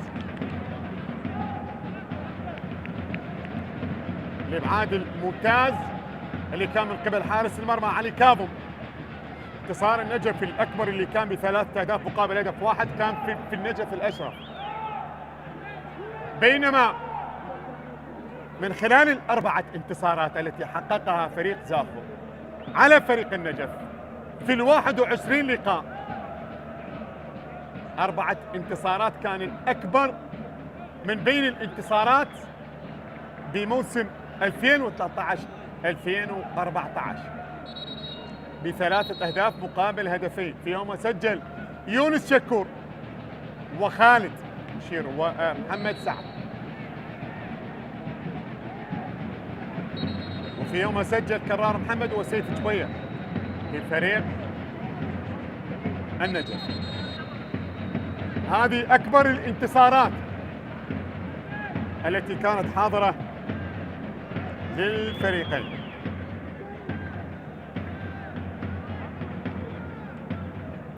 بالسلامة يا علي كاظم.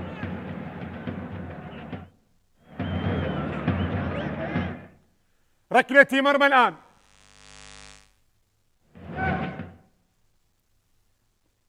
محمد جاسم يغادر ربما، ودخول لمنتظر ستار. منتظر ستار يشارك الآن.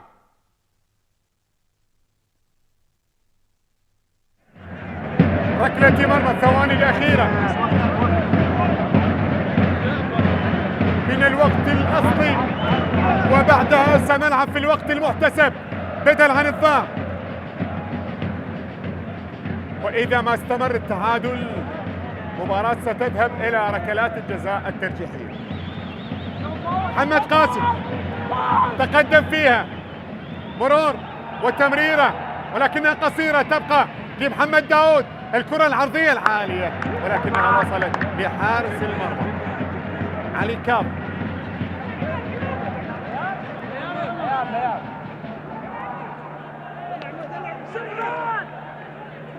بالمناسبة آخر 13 لقاء، آخر 13 لقاء ما بين الفريقين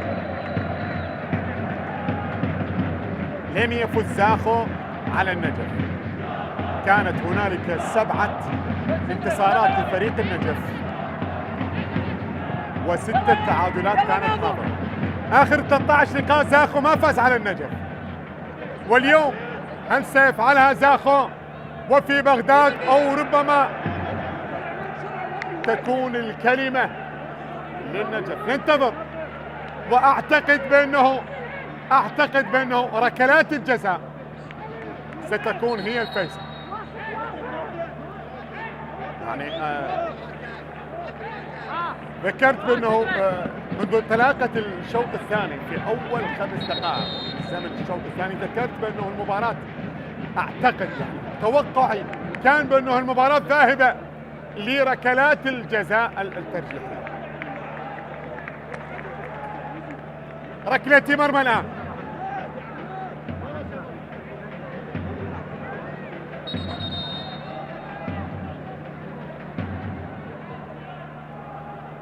بالسلامة لعلي كاظم.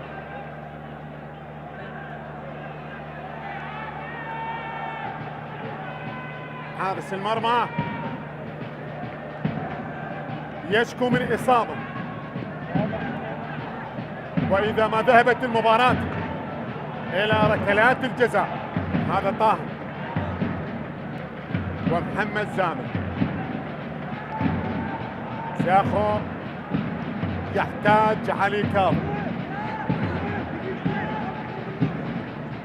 حارس مرمى كذلك هو خبرة ومتمرس، وبالتالي ربما سيكمل المباراة. نعم، وهذا حارس مرمى آخر وهو خبرة كذلك.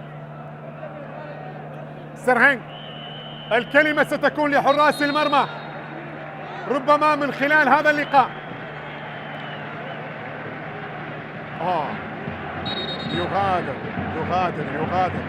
وعماد سيشارك. يغادر ربما علي كاظم، وعماد عيسى سيشارك. علي كاظم بسبب الإصابة يغادر.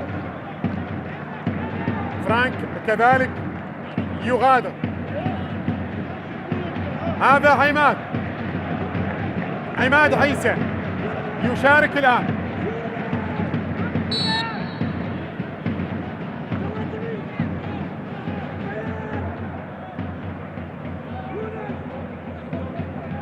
منتظر ستار على التنفيذ. ركلة مرمى لمصلحة النجف. كرة تنفذ الآن، وصلت بعد ذلك في الوسط. إذن هنا الصافرة. أعزائي مشاهدي قناة الرياضية العراقية الكرام، أينما كنتم تأتي صافرة حكم المباراة لتعلن عن نهاية المباراة في وقتها الأصلي والوقت المحتسب بدل عن الضائع بالتعادل بدون أهداف. هذه المباراة لابد من فائز فيها ليلاقي فريق دهوك في المباراة القادمة. على هذا الأساس سننتظر ركلات الجزاء الترجيحية. عودة للزميل أثير محمد، وبعدها سنكمل مع ركلات الجزاء الترجيحية. طلع انا احمد، روح من داخل شنو الطالع.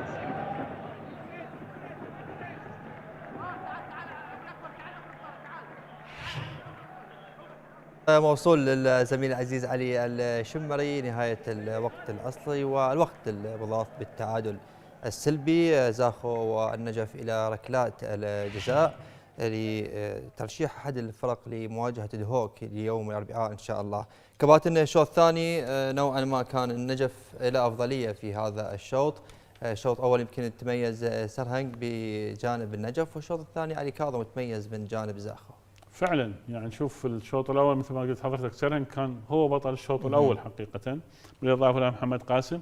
الشوط الثاني النجف رتب وضعه وقدر يعني يسيطر على منطقه الوسط من خلال التبديل. على العموم هو بتقدير الشخصي قراءه المباراه انه الفريقين راجل يروحون لضربات الجزاء يعني. لذلك شوف حتى التغييرات كانت في منطقه الوسط ومنطقه الدفاع حتى يعزز وضع الدفاعي وينظم وضع الدفاع ويعتمد على الهجمات المرتده. اذا جاء هدف كان به، ما جاء هدف المهم ما يسجل على الفريق، وهذا اللي صار خصوصا مع فريق النجم. كابتن سعد، الشوط الثاني لم يتم الحسم بنتيجه المباراه.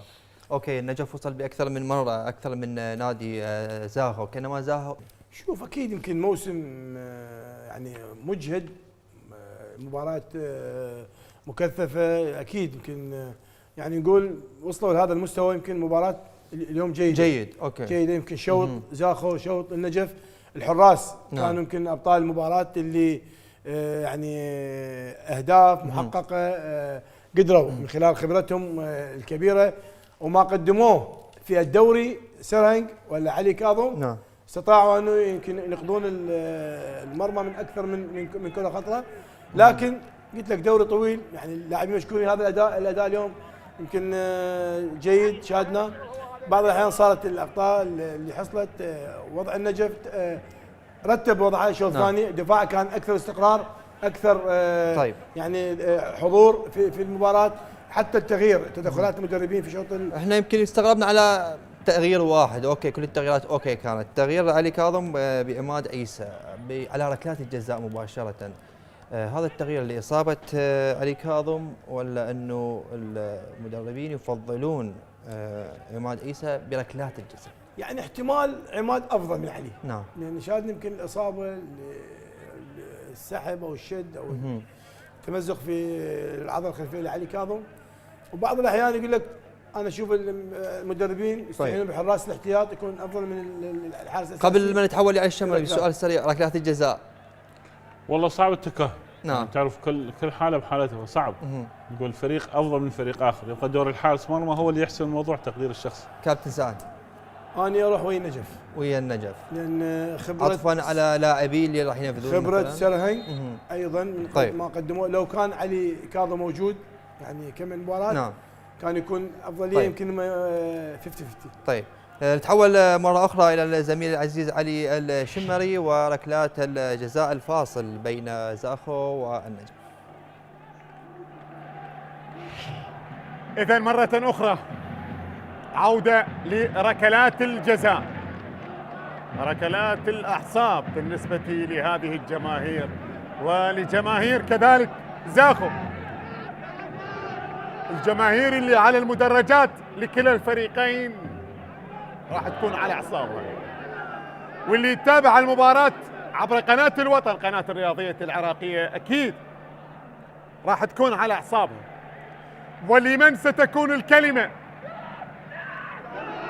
سرهنج ورفاقه، او بالمقابل عماد عيسى ورفاقه. نذكر بانه عماد عيسى دخل كبديل لعلي كاظم، والتوجيهات بكل تأكيد توجيهات من قبل مدرب الحراس كابتن نبيل. وبالتالي في المقابل الركلة الأولى ستكون لزاخو، الركلة الأولى ستكون لزاخو. ومن من أمجد عطوان. أمجد بمواجهة سرهنج، الركلة الأولى. هذا أمجد بكل تأكيد يعني المدرب يضع الكرة الأولى للاعب الخبرة، للاعب اللي يعتمد عليه من خلال الكرة الأولى مهمة جدا، وسرهنج في المرمى وأمجد عطوان. الكرة الأولى من ركلات الجزاء. أمجد أمجد أمجد أمجد أمجد يتقدم. القائم قال الكلمة، القائم الأيسر قال الكلمة، وبالتالي ضاعت الكرة الأولى على زاخو، ضاعت الكرة الأولى على أمجد عطوان، وبالتالي النجف الآن حازم المستوري. حازم، وهذا بكل تأكيد هذا المشجع الآن بنظرات واضحة ولا تحتاج إلى تعليق. حازم مستوري، هل سيسجل الكرة الأولى أو ربما عماد عيسى ستكون له كلمة من خلال هذه الكرة؟ حازم المستوري وعيسى في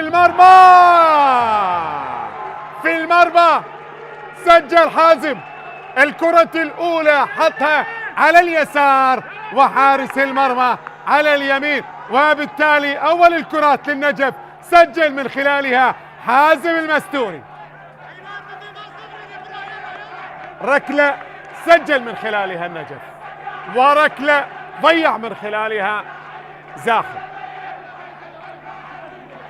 الركلة الثانية يونس عبد أحد البدلاء يونس. الركلة الثانية لزاخو بمواجهة سرهنج. يونس يتقدم وسجل سجل من الكرة الثانية، يضع الهدف الأول بعد الركلة الثانية. سجل زاخو الآن عن طريق يونس عبد، حط الكرة في المكان ولكن كان في الاتجاه الصحيح. سرهنج في الاتجاه الصحيح، سرهنج من خلال اللقطة الماضية، ولكن الكرة كانت سريعة وكانت قوية وبالتالي سجل. هذه المرة مندي، وهذا المشجع يقول لك أنا ما أريد أشاهد، يعني والله أعصاب ركلات الجزاء أعصاب. مندي السنغالي، مندي يتقدم.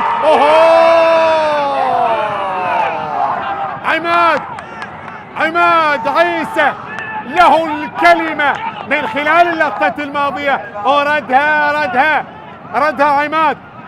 ردها عماد عيسى. كرة مندي من خلال اللقطة الماضية حلوة، التصدي كان ممتاز من قبل عماد في اللقطة الماضية. الكرة الثانية ضيعها مندي، هذه الثالثة. هذه المرة موسيس بمواجهة سرهنج. موسيس يناظر المرمى موسيس وسرهنج. سرهنج يتصدى ولا يمهل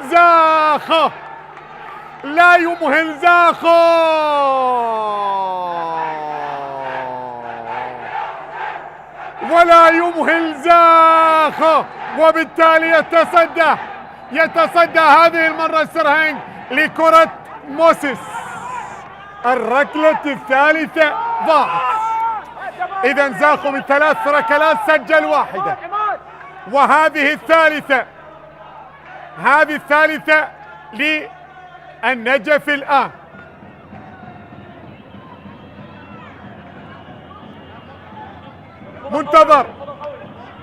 منتظر ستار أحد البدلاء، المدافع البديل. هل يظهر عماد عيسى للمرة الثانية أو ربما منتظر ستار سيفعلها ويسجل؟ يفعلها ويسجل منتظر ستار للنجف. سجل للنجف، سجل للنجف الركلة الثالثة، سجل من خلالها هدف ثاني. الآن هدفين للنجف مقابل هدف واحد لزاخو، ولكل فريق 3 ركلات، لكل فريق 3 ركلات.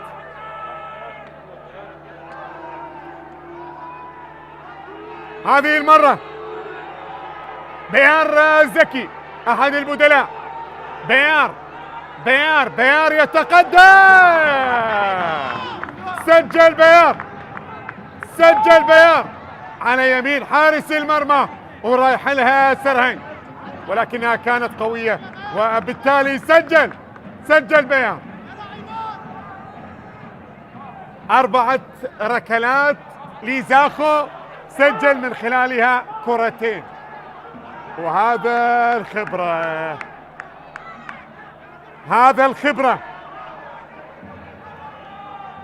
الخبرة. الكرة الرابعة، طاهر حميد أحد البدلاء يناظر المرمى. طاهر في المرمى، أو حارس المرمى في المرمى يضع خبرته طاهر حميد ويسجل من خلال اللقطة الماضية.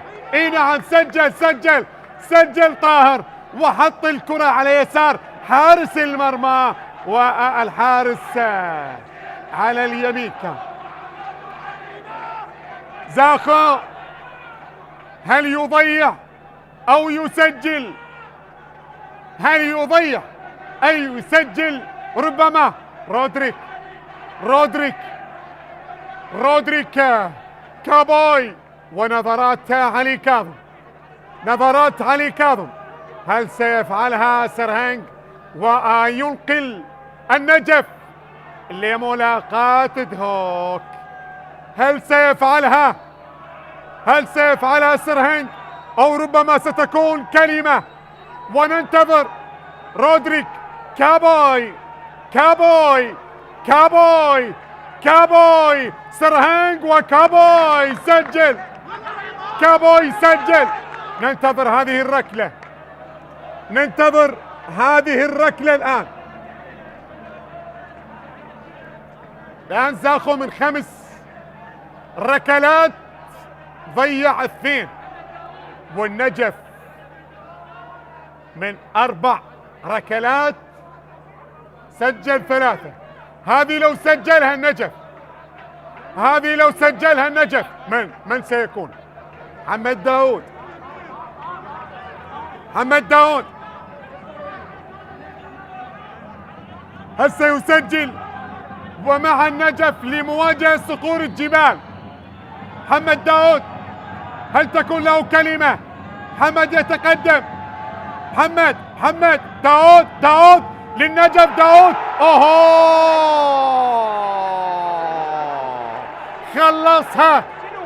خلصها محمد داود وسجل للنجف وينقل النجف لملاقاة دهوك في مباراة فاصلة أخرى تجمع الفريقين. ألف مبروك لفريق النجف وجماهير النجف، وهارد لك لزاخو أبناء الخابور وجماهير زاخو. المباراة في وقتها الأصلي انتهت بالتعادل بدون أهداف، وركلات الجزاء من خلالها تنتهي المباراة ب4 ركلات مقابل 3. مبروك للنجف، هارد لك لزاخو.